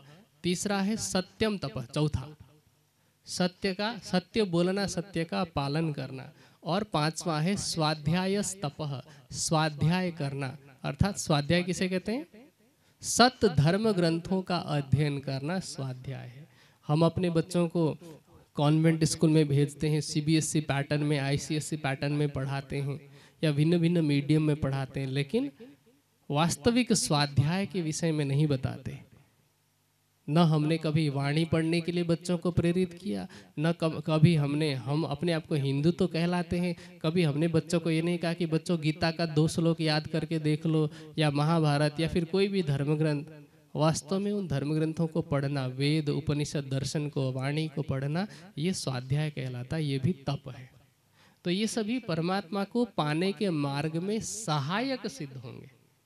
ऐसा नहीं कि केवल इन चीजों से प्राप्त हो सकते हैं, पर ये चीजें सहायक होती हैं। और क्या हो गया? जप, तप, व्रत। व्रत किसे कहते हैं? व्रत का अर्थ होता है किसी भी अच्छे काम को करने के लिए जो हम दृढ़ संकल्प करते हैं। व्रतेन दीक्षाम आपनोति, जो किया गया दृढ़ संकल्प है, उस दृढ़ संकल्प के द्वारा हमें ज्ञान की प्राप्ति होती है। अब हमने ये लक्ष्य बनाया कि परमात्मा को पाना है, बाधाएं तो आएंगी ना, बाधाएं आएंगी, माया आएगी। और जब बाधाएं आए तो उस समय ये कहते हुए दृढ़ रहना। एक किसी कवि ने कहा कि बाधाएं कब बांध सकी है आगे बढ़ने वालों को, विपदाएं कब रोक सकी है मरकर जीने वालों को। तो इस तरह से दृढ़ रहना, इसको कहते हैं व्रत। और आपने जिन्होंने भी ये प्रश्न लिखा है, उसका भाव यहाँ व्रत का मतलब भूखा रहने से है। जैसे नवरात्रि में व्रत करते हैं ना, उससे है, लेकिन मैं व्रत का वास्तविक अर्थ बता रहा हूँ। जो भूखा रहा जाता है किसी के नाम पर, जैसे सोमवार को शिव जी के नाम पर भूखा रहते हैं, शनिवार को शनिदेव के नाम पर, मंगलवार को जहाँ तक मुझे लगता है हनुमान जी के नाम पर करते हैं। तो भिन्न भिन्न देवी देवताओं के नाम पर जो भूखा रहते हैं उसको कहते हैं उपवास। क्या कहते हैं? उपवास है। वो व्रत नहीं होता है। व्रत का तो अर्थ मैंने आपको बता दिया। अब क्योंकि प्रश्न का भाव वो था, इसलिए मैं उसका भी अर्थ बता देता हूं कि उपवास क्या होता है। देखिए,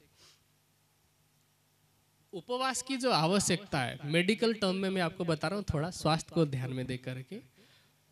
जैसे हमारा फोन है, जब हैंग होने लगता है तो हम अपने फोन को रीसेट करते हैं। इसी तरह से शरीर जब हैंग होने लग जाए तो उसको भी रीसेट किया जाता है उपवास के द्वारा। क्योंकि हमारा जो शरीर का इंजन है वो है पेट। शरीर में जितने भी प्रकार की बुराइयां हैं वो पेट से शुरू होते हैं। आयुर्वेद का कथन है सर्वे दोषा मलाश्रया, जो मलाशय है उससे सारे दोष शुरू होते हैं। तो अब हम क्या करते हैं सामान्य रूप में कि सुबह खाया तो कम से कम 6 घंटे का समय लगता है पचने के लिए, लेकिन 4 घंटे बाद हम फिर से डाल देते हैं। फिर अब पहले के 2 घंटे का बचा है, फिर 4 घंटे के बाद डाल देते हैं।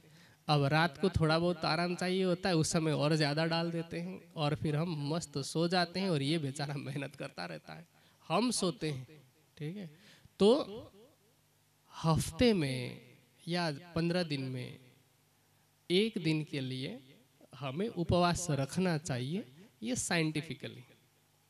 आज इंटिमिटेंट फास्टिंग के नाम से यही प्रक्रिया जो हमारे ऋषियों ने समझाया, आज विदेश में गया और ऑक्सफोर्ड में घुस करके इंटिमिटेंट फास्टिंग के नाम से आया कि हमें केवल 6 घंटे खाना खाना है और 18 घंटे तक पेट को आराम देना है। ये अब विदेश के लोग कहने लग गए। और हमारे यहाँ कहते थे जब यहाँ के ऋषि मुनि कि शाम को सूर्यास्त के बाद नहीं खाना है, तो कुछ समय पहले तक तो माना जाता था, लेकिन धीरे धीरे हमारे यहाँ की परंपरा भी बिगड़ गई, हमारे शरीर का सिस्टम भी बिगड़ गया।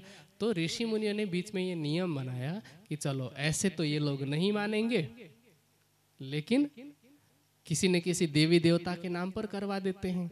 जो हनुमान जी को मानेगा वो मंगलवार को भूखा रहेगा, जो शिव जी को मानेगा वो सोमवार को भूखा रहेगा। इसी तरह से अलग अलग देवी देवता के नाम पर अलग अलग दिन बना दिए कि आज के दिन इस देवता के नाम पे भूखा रहना है, लेकिन वास्तविकता ये है। ठीक है, तो उपवास का अर्थ होता है भोजन न करना। वैसे उपवास का शाब्दिक अर्थ होता है निकट रहना, पास में रहना। उप मतलब पास में, जैसे प्रधानमंत्री के पास का जो पद है वह है उप प्रधानमंत्री, है ना। राष्ट्रपति के सबसे निकट का जो पद है वो उपराष्ट्रपति। इसी तरह से उपवास, वास का मतलब क्या होता है? रहना होता है ना, वास करना। तो उपवास का मतलब होता है पास में रहना। किसके? तो नियम ये है कि जिस दिन उपवास रखा जाए उस दिन खाने की कोई चिंता नहीं करनी है, क्योंकि खाना खाना ही नहीं है, केवल जल पर रहना है, पानी पीना है। और उस दिन क्योंकि भूखे होते हैं तो शारीरिक कोई श्रम नहीं करना, उस दिन को भक्तिमय बनाना है। कैसा बनाना है? भक्तिमय। उसमें आपको स्वाध्याय करना है, ध्यान करना है। ठीक है, तो एक दिन का समय होना चाहिए। अब क्या हुआ है कि उपवास के नाम पर मार्केट चल पड़ा है, बिजनेस। आप मार्केट में जाएंगे नवरात्रि के समय में, तो वहां पर उपवास में खाए जाने वाली, यहाँ पर उपवास की खिचड़ी मिलती है, यहाँ पर उपवास के वो फरियाली मिलती है, यहाँ पर उपवास का फल मिलता है, यहाँ पर उपवास की मिठाई मिलती है। ऐसे ऐसे ये क्या हुआ? बिजनेस हुआ। अच्छा, नॉर्मली सामान्य दिनों में जब इंसान सब कुछ खाता है जिस समय, तो उस समय फिर भी इंसान को समय मिल जाता है क्योंकि उसका मेन्यू सेट होता है। लेकिन जिस दिन उपवास होता है उस दिन उसका ज्यादा ध्यान खाने की तरफ होता है कि मेरे पास क्या क्या विकल्प है, ये हाँ खा सकता हूँ, ये भी खा सकता हूँ, ये भी खा सकता हूँ, वो भी खा सकता हूँ। जब भाई खाना ही था तो उपवास का नाटक क्यों? उस दिन उसका ज्यादा ध्यान खाने पर होता है। आपने ध्यान दिया कि नहीं दिया? किसी दिन करके देखिए, जैसे आज मार्केट में चल रहा है वैसे करके देखिए, तो आपका ज्यादा ध्यान खाने में होगा।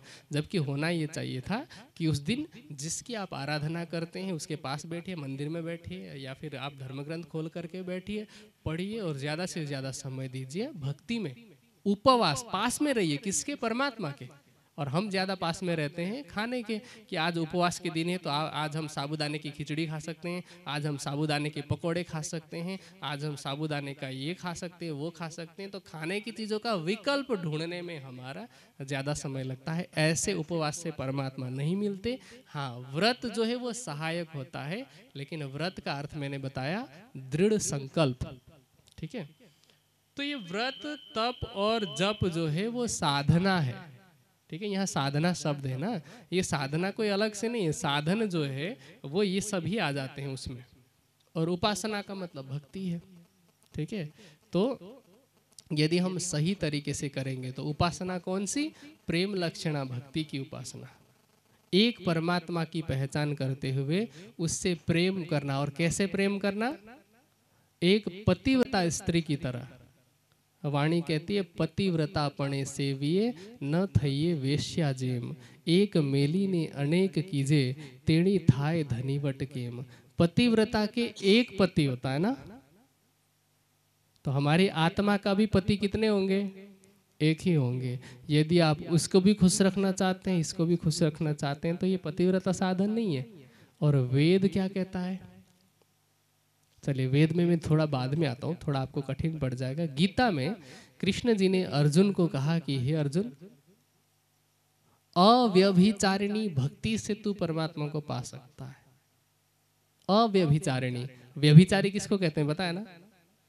व्यभिचारिणी का मतलब है कि जो स्त्री एक पति के जैसा ही संबंध अनेक स्त्रियों अनेक पुरुषों के साथ रखती है उसको व्यभिचारिणी कहा जाता है, और जो पुरुष ऐसा करता है तो व्यभिचारी कहा जाता है। और भक्ति कैसी होनी चाहिए? अव्यभिचारिणी भक्ति। और हम हमारे भारतवर्ष में या जहाँ आप कहीं भी हिंदू रहते हैं, वो गीता को कहते हैं कि हम गीता को तो मानते हैं, लेकिन गीता को मानते हैं अगर तो फिर व्यभिचारी की तरह क्यों करते हैं कि इस मंदिर में भी जाना है, उस मंदिर में भी जाना है, इसको भी रिझाना है, उसको भी रिझाना है, उसका भी व्रत करना है, इसका भी व्रत करना है।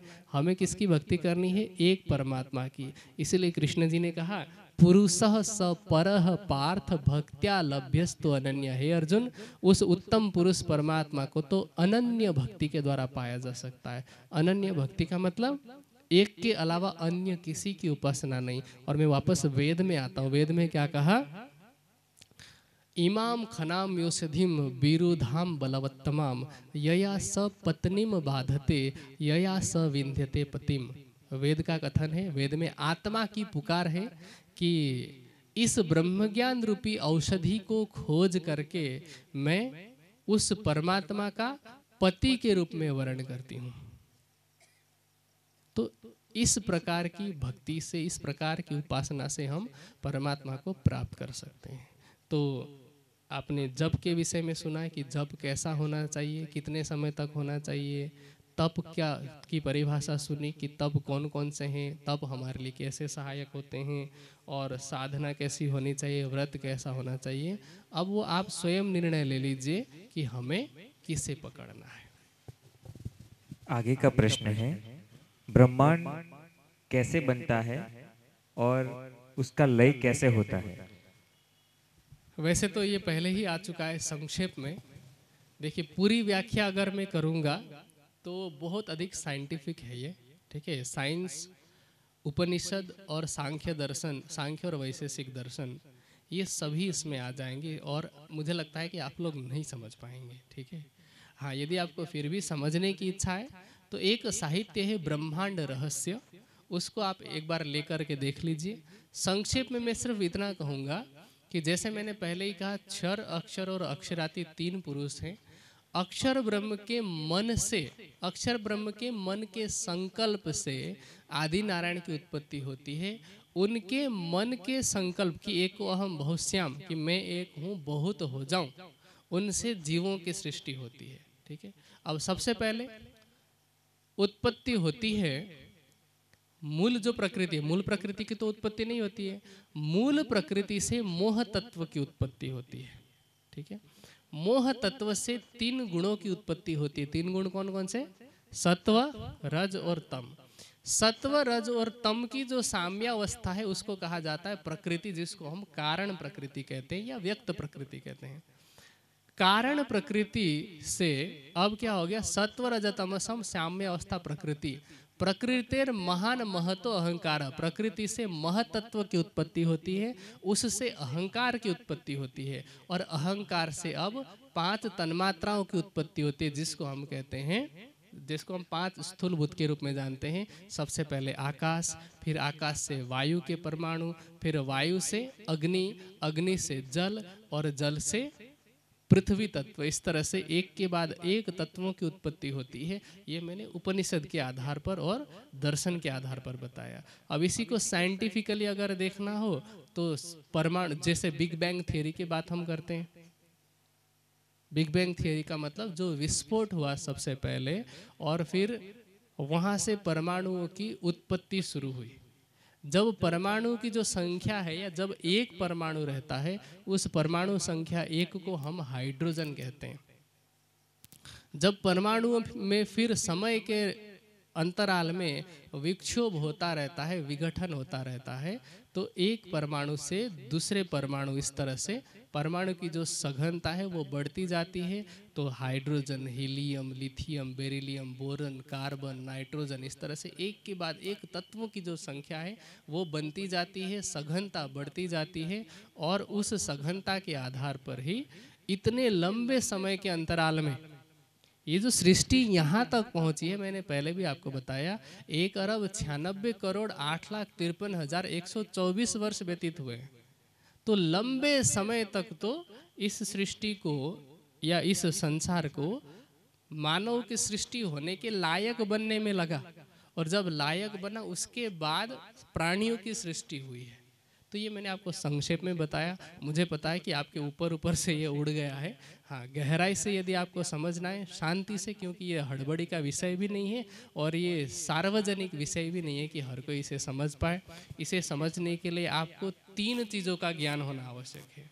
एक, वेद दर्शन उपनिषद, दूसरा विज्ञान, और तीसरा ब्रह्मवाणी।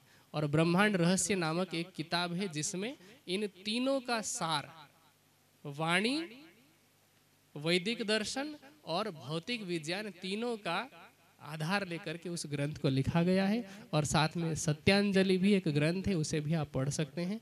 जिनके मन में भी जानने की इच्छा हो, आप सत्यांजलि और ब्रह्मांड रहस्य, इन 2 ग्रंथों को पढ़ लीजिए।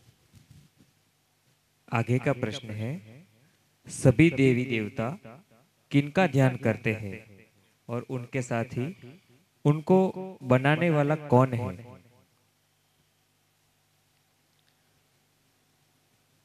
जैसा कि हमें पहले ही पता लग गया है अब तक की प्रश्नोत्तरी से कि परमात्मा एक है, तो जितने भी देवी देवता हैं वो उस परमात्मा का ही ध्यान करते हैं।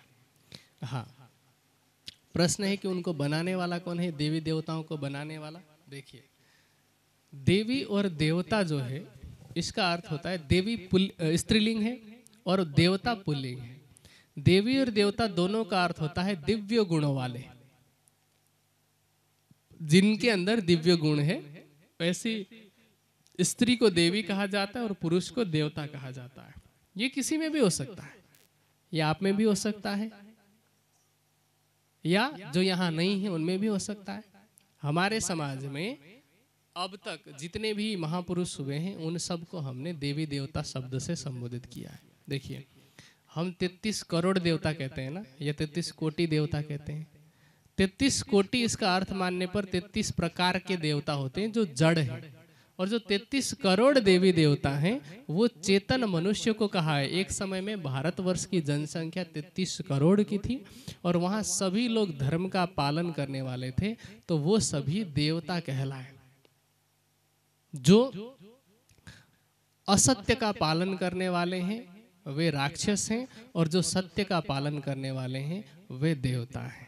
तो उनका निर्माण किसने किया, इससे आप समझ सकते हैं कि समय समय पर, ऐसा नहीं कि देवी देवता एक साथ उत्पन्न हो गए, समय समय पर जो भी महापुरुष हुए उन सबको हमारे समाज ने देवी देवता के रूप में स्वीकार किया। जैसे गौतम बुद्ध हुए, मनुष्य ही थे, सिद्धार्थ के नाम से वो जन्म लिया शाक्य वंश में। जब उनको बुद्धत्व की प्राप्ति हुई, भगवान मान करके पूजा करना शुरू किया।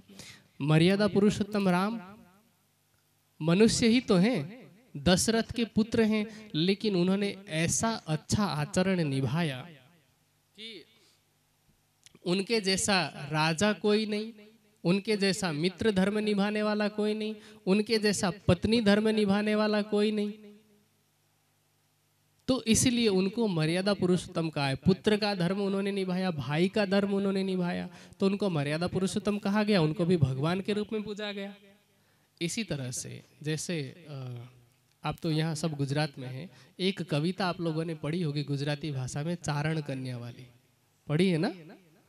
अब चारण कन्या कौन थी, एक लड़की ही तो थी ना, चारण की कन्या मतलब चारण कन्या। लेकिन उसकी वीरता को देखते हुए आज उसकी कविता बना दी गई।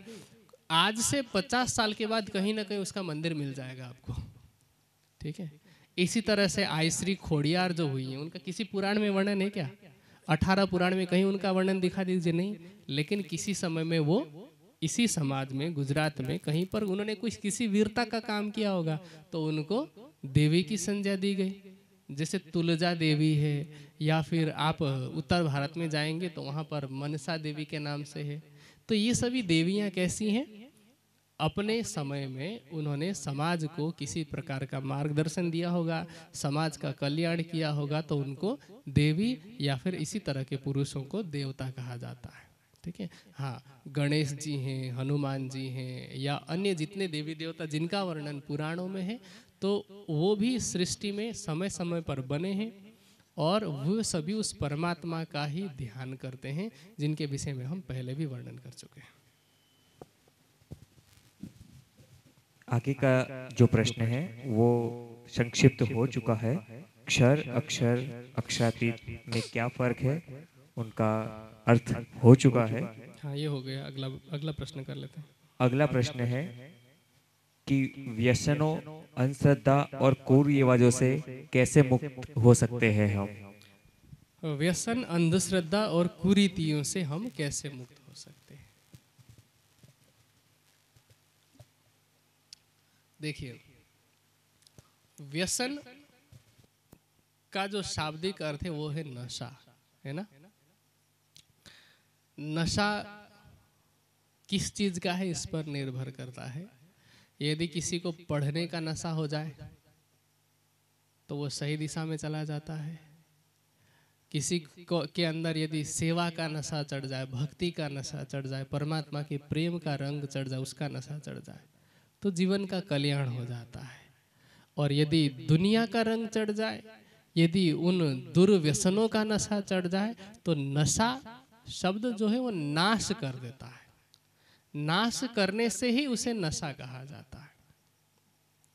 आयुर्वेद में एक सूत्र आता है, बुद्धि लुम्पते यद द्रव्यम मदकारी तदुच्यते। जिससे बुद्धि का नाश हो उसे नशा कहा जाता है। ठीक है। अब इस संसार में नशा विभिन्न प्रकार के हैं जिनमें लोग फंसते जा रहे हैं। जैसे शराब है, तंबाकू है, गुटखा है, और विशेष रूप से खेड़ा में खुद तंबाकू की खेती होती है। अब मैं क्या कहूँ इससे ज़्यादा, है ना। अब सोचिए, मैं किसी की बुराई नहीं कर रहा, निंदा नहीं कर रहा, लेकिन इस सत्य को स्वीकार करने की ज़रूरत है। और कड़वा सच यदि मैं यहाँ बैठ करके नहीं बताऊंगा तो फिर और किससे उम्मीद करेंगे, है ना। जो भी इस ऊपर स्थान पर बैठे उसका कर्तव्य सत्य बताना। यदि कड़वा ना हो, मीठा हो तो मीठा सच बताए, लेकिन मीठा सच ना हो तो कड़वा भी बताना मेरा फर्ज है। देखिए, ऐसा नहीं है कि यदि तंबाकू की खेती बंद हो जाए तो हम भूखे मरेंगे। जिस खेत में तंबाकू हो सकता है वहां कोई और भी खेती हो सकती है। सुंदर साथ में भी कई लोग सोचते होंगे कि चलिए हम नहीं खाते, हम तो सिर्फ खेती करते हैं। सोचिए, जो आप नहीं खाते दूसरों को खिला रहे हैं और बड़ा पाप है कि आप तो बच रहे हैं लेकिन दूसरों को फंसा रहे हैं। एक मैं अपने जीवन की मैं घटना बता रहा हूँ। ठीक है। मेरे परिवार में एक सदस्य थे और आज से 2-2.5 साल पुरानी घटना, और वहाँ पर चर्चा हो रही थी इसी तरह से बिल्कुल जनरल विषय पर। और मैंने पहली बार चर्चा की थी। मैं 18 वर्ष हुआ ज्ञानपीठ आए हुए, सरसावा आए हुए, और 16 साल के बाद मैंने पहली बार वहाँ पर चर्चा की। तो मेरे परिवार के जो सदस्य हैं उन्होंने क्या कहा कि एक होता है ना भौतिक रूप से वो अटैचमेंट होता है। उन्होंने कहा कि हम आपको पूरे विश्व में छाया हुआ देखना चाहते हैं। मैंने कहा मौका मिलेगा तो बताऊंगा मैं। वो इसलिए बताना जरूरी था क्योंकि वो धूम्रपान करते थे, मतलब सिगरेट। तो मैंने सोचा कि अभी किसी दिन मौका आएगा तो मैं इनको बताऊंगा। फिर क्या हुआ कि एक दिन वो ऐसे बात कर रहे थे कमरे में, मैं पहुंच गया। चर्चा के 1-2 दिन के बाद की बात है। तो मौका मिला और मैंने उनको बोल दिया कि आप बोल तो रहे थे कि हम आपको पूरी दुनिया में आपकी मतलब चर्चा जो है वो फैला हुआ देखना चाहते हैं, आपको पूरी दुनिया में प्रसिद्ध देखना चाहते हैं। लेकिन आप सोचिए कि मैं मंच पे बैठ करके जिन जिन चीज़ों का विरोध करता हूँ, हमारा जो सिद्धांत है, और जब पता चलेगा कि अशोक के ही रिश्तेदार ये सब सेवन करते हैं तो आपको शर्म आएगी कि नहीं आएगी। ठीक है। इतना बताया मैंने। उसके बाद मैं अब तक मिल नहीं पाया हूँ, लेकिन मुझे उम्मीद है कि शायद उनसे छूट गई हो। ठीक है। अब ये बात मैं आपको क्यों बता रहा हूँ, ये घटना जरूरी नहीं था बताना, लेकिन मैं इसलिए बता रहा हूँ क्योंकि आपने तारतम्य ज्ञान लिया। सुंदर साथ का, प्रत्येक सुंदर साथ का कर्तव्य है कि ये सुख देऊं ब्रह्म सृष्टि को तो में अंगना नार।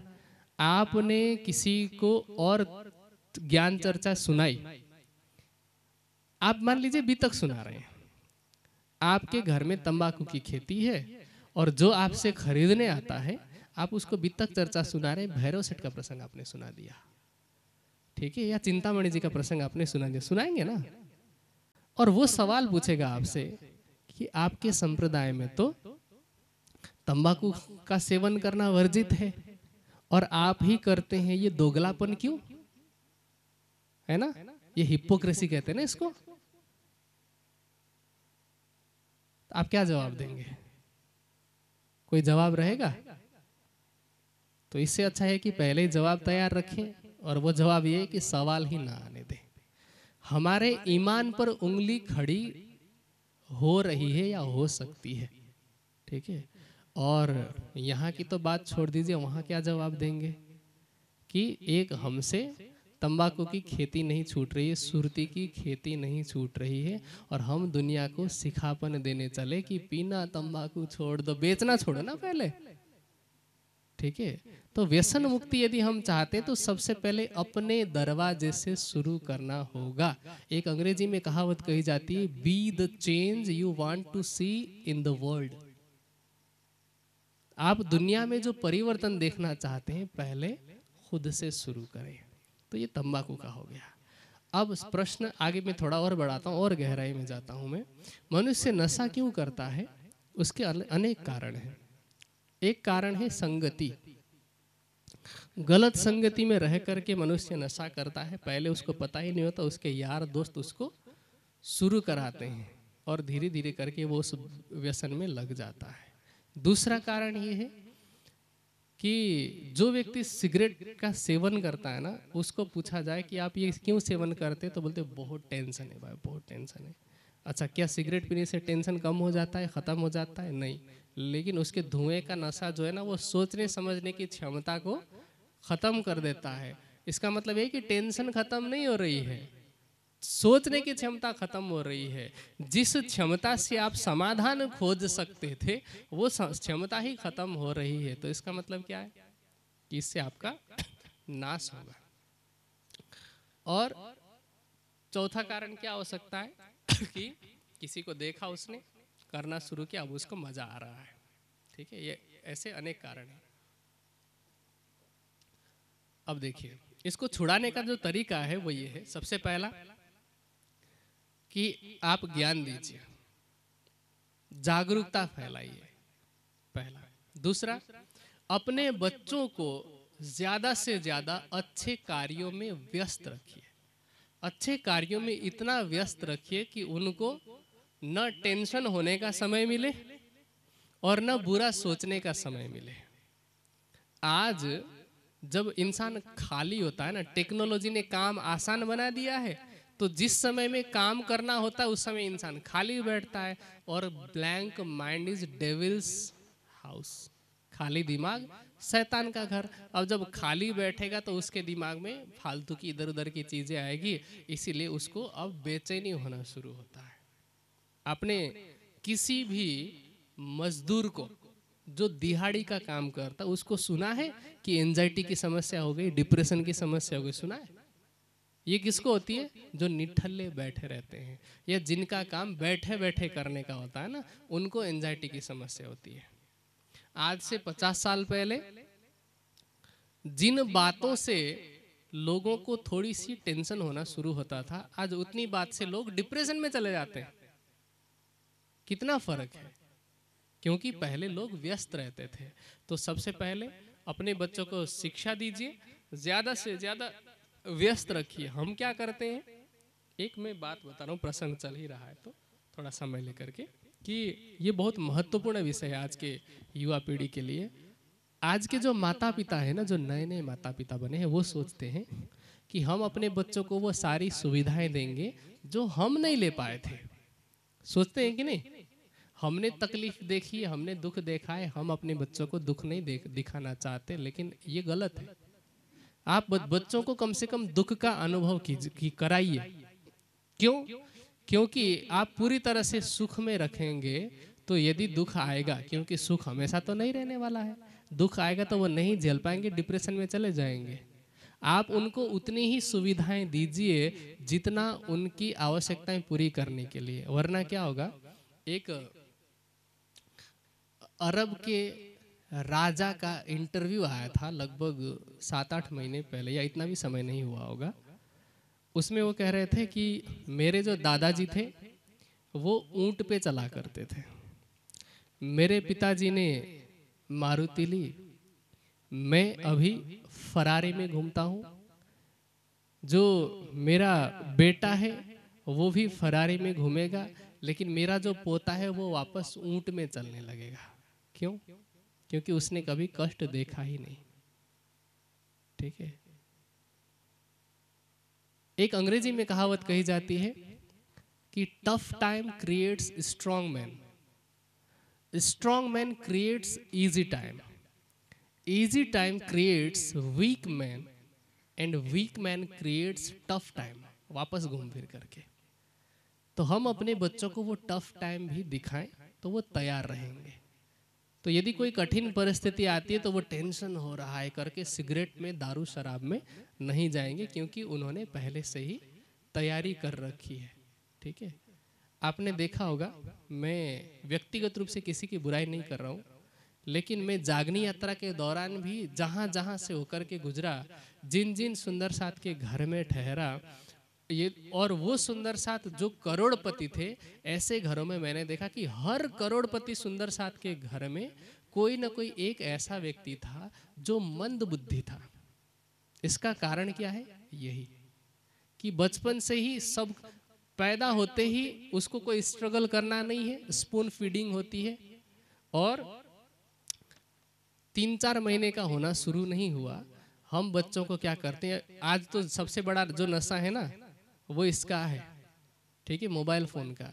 तो 4 महीने का बच्चा होना शुरू नहीं होता है, माताएं क्या करती है कि अब उनको भी तो, क्योंकि अभी की जो जिनका बच्चा 4 महीने का हुआ है तो माँ की उम्र होगी लगभग 20-22 वर्ष की या 25 वर्ष की। तो आज टेक्नोलॉजी का जमाना है, नया नया फेसबुक, इंस्टाग्राम ये सब चलाना शुरू किया है। तो माता को खुद को भी टीवी सीरियल देखना है या रील्स बनाने हैं, तो माँ क्या करेगी, एक डिवाइस में बच्चे को कार्टून चालू करके दे देगी और खुद दूसरे काम में मस्त हो जाएगी। बच्चा उसमें घुस घुस करके, आज एक बीमारी है जो धीरे धीरे महामारी का रूप ले रही, उसको कहते हैं ऑटिज्म। यहाँ पर जितने मेडिकल टर्म्स समझते हैं ऑटिज्म का मतलब क्या होता है वो समझ जाएंगे। बच्चों में मानसिक विकास पूरी तरह से रुक जाता है, और ऐसे मैंने एक नहीं कई घरों में देखा है। ठीक है। तो इसलिए बच्चों को बचपन से ही परेशानियों को भी बताना जरूरी है, भले ही वो दुख ना देखें, लेकिन कमी है हमारे समाज में वो बताना जरूरी है। हर चीज हमारी कमी क्या हो जाती है कि बच्चे कहते हैं मम्मी 200 रुपए चाहिए, एक बार मना करेंगे, बच्चा पैर पकड़ पटक करके रोएगा कि नहीं मम्मी, अच्छा ठीक है ले ले। बच्चा क्या सीखेगा कि अच्छा पैर पटकने से मिल जाता है। अभी 200 रुपए मांगा है, 2-4 महीने के बाद वो 2000 मांगेगा, फिर पैर पटकेगा। अब क्योंकि आपने आदत बिगाड़ी है। ठीक है। तो अब आप कुछ नहीं कर सकते एक समय के बाद, और यदि आपने ज्यादा टाइट करना शुरू कर दिया तो क्या होगा, अब वो डिप्रेशन में चला जाएगा, क्योंकि उसे ना सुनने की आदत नहीं है। तो वो डिप्रेशन के नाम से फिर क्या करेगा, क्योंकि उसकी दोस्ती भी, क्योंकि उसके पास पहले पैसे रहे तो उसकी दोस्ती भी पैसों वाले से रही है, और उस कुसंगति में पड़ करके दुर्व्यसन शुरू हो जाता है। तो व्यसन के एक कारण नहीं है, बहुत सारे कारण हैं, और जो पेरेंट्स हैं उनको तो छोटे छोटे कारणों में ध्यान देने की जरूरत है। आप अपने बच्चों के दोस्त बनिए। दोस्त बनने का मतलब कि बच्चों से आप इस तरह से पेश आए कि वो मन की बात खुल करके बता सकें। उनके मन में भले ही कैसे भी बुरे विचार आ रहे हों, लेकिन यदि आपको बता रहे हैं या यदि वो आपके सामने सच बोल रहे हैं तो सच बोलने पर दंड मत दीजिए, क्योंकि यदि आप सच बोलने पर दंडित करेंगे तो वो झूठ बोलने लगेगा, और आपको कैसे पता चलेगा कि वो सच बोल रहा है कि झूठ बोल रहा है। इसलिए अगर सच बोल रहा है और वो गलत है तो आप उसको प्यार से समझाइए, नहीं तो ये इस बात की गारंटी है कि बच्चा किसी न किसी रूप में वो नशे में लग जाएगा।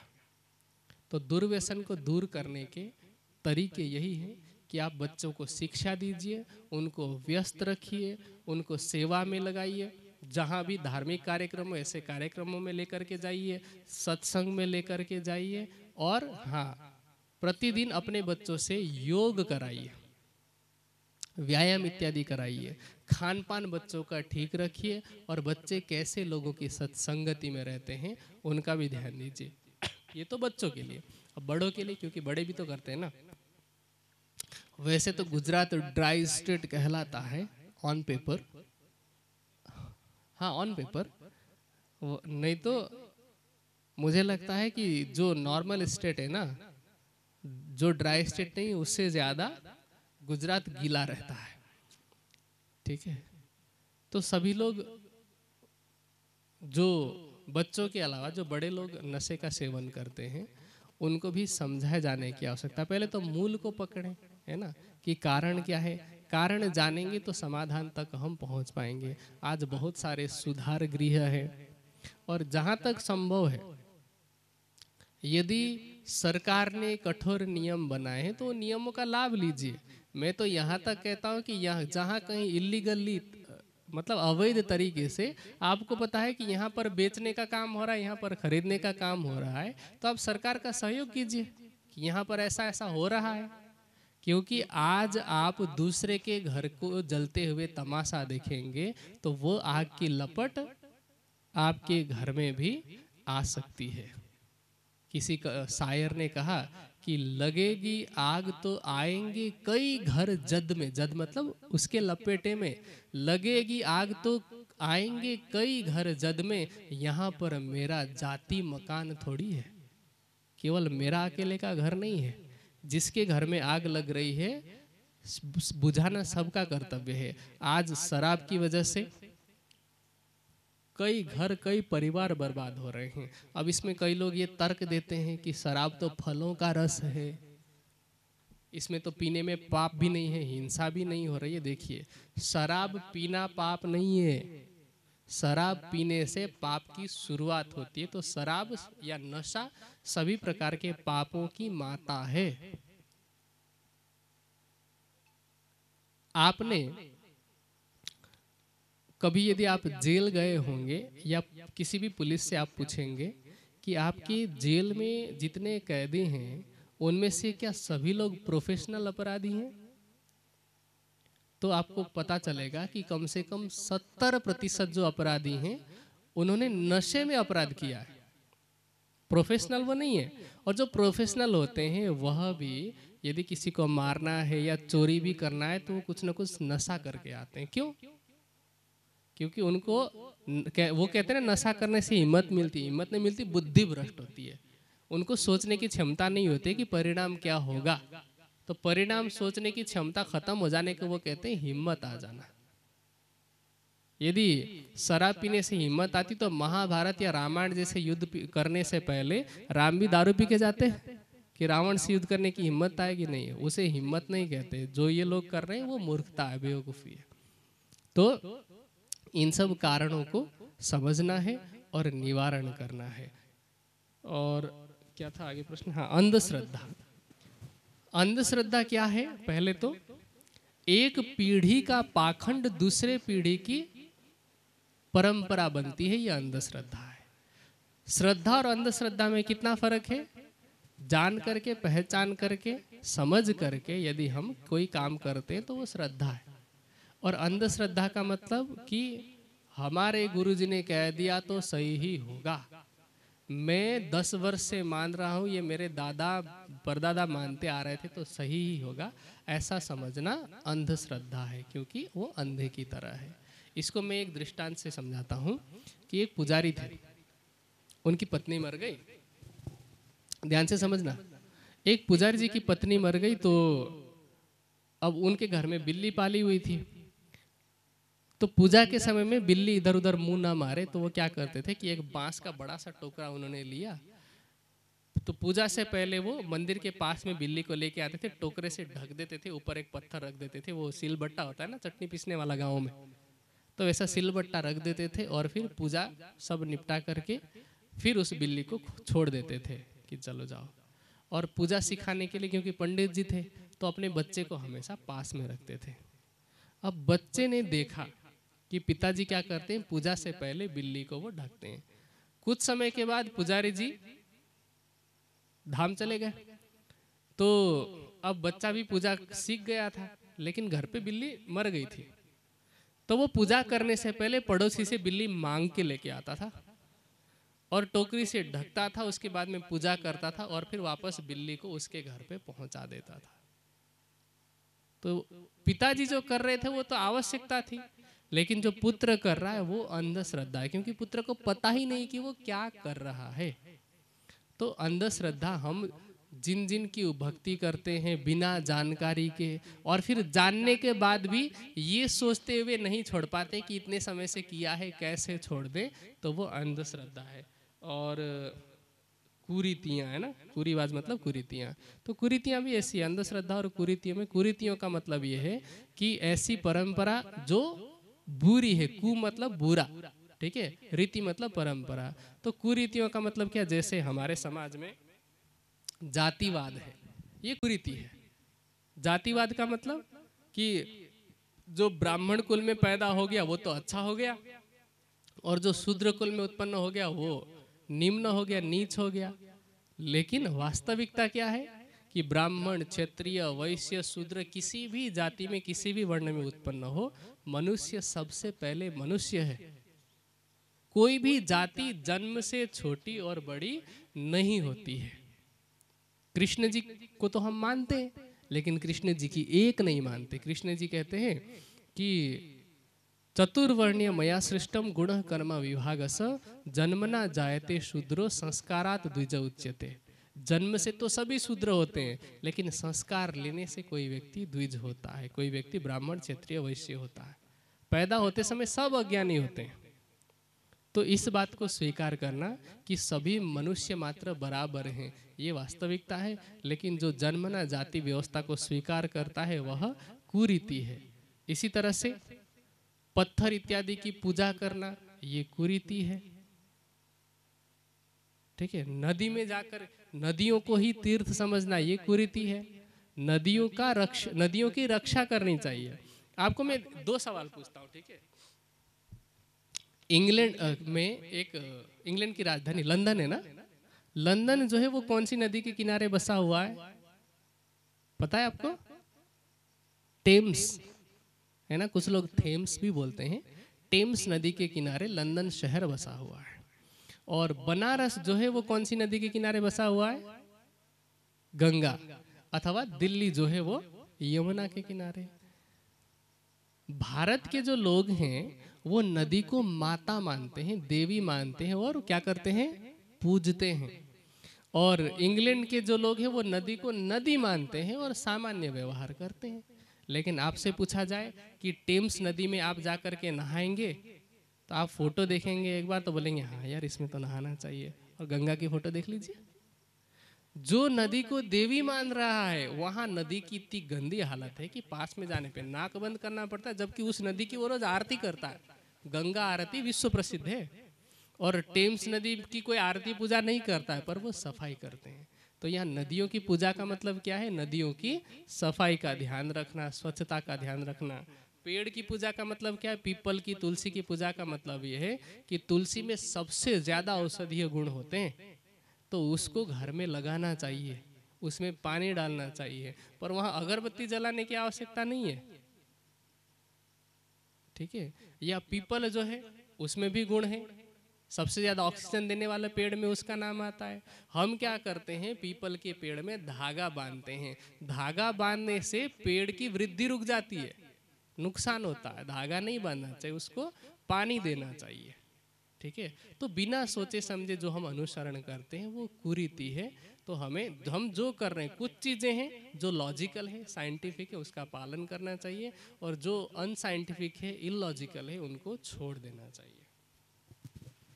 अंतिम प्रश्न है, सभी देवी देवता, त्रिदेव और परमात्मा हमें कहाँ तक ले जा सकते हैं? परमात्मा अपने पास ले जाएंगे, और देवी देवता जो है वो जहाँ उनकी पहुँच है वहीं तक लेके जाएंगे। अब जिस गांव में हमें जाना ही नहीं उसका पता पूछने का तो कोई मतलब ही नहीं है, है ना। तो हमें, मैंने पहले ही कहा कि आत्मा जो है वो परमात्मा के ही आनंद अंग है। हमें आनंद अंग के पास जाना है, और जो त्रिदेव है वह भी उस परब्रह्म की ही भक्ति करते हैं। तो जैसे पेड़ होता है, उस पेड़ में जो मूल है, जड़ है, जड़ में यदि पानी डालते हैं तो पत्ते पत्ते में पानी डालने की ज़रूरत नहीं होती है। एक हिंदी में कहावत कही जाती है, एक साधे सब सधे, सब साधे सब जाए। एक की साधना कर लो, सब सध जाते हैं। यदि आपका संबंध सीधे प्रधानमंत्री से हो जाए तो आपको इधर के किसी सांसद से, एमएलए से परमिशन लेने की ज़रूरत नहीं पड़ती। बाकी सारा काम, सारी जिम्मेदारी प्रधानमंत्री की हो जाती है। तो एक परमात्मा की भक्ति कर लीजिए, उनके चरणों की कामना कीजिए, बाकी सभी देवी देवता भी उसी परमात्मा की ही कामना करते हैं। बोलो श्री प्राणनाथ प्यारे की जय। आओ सुदर्शन जी।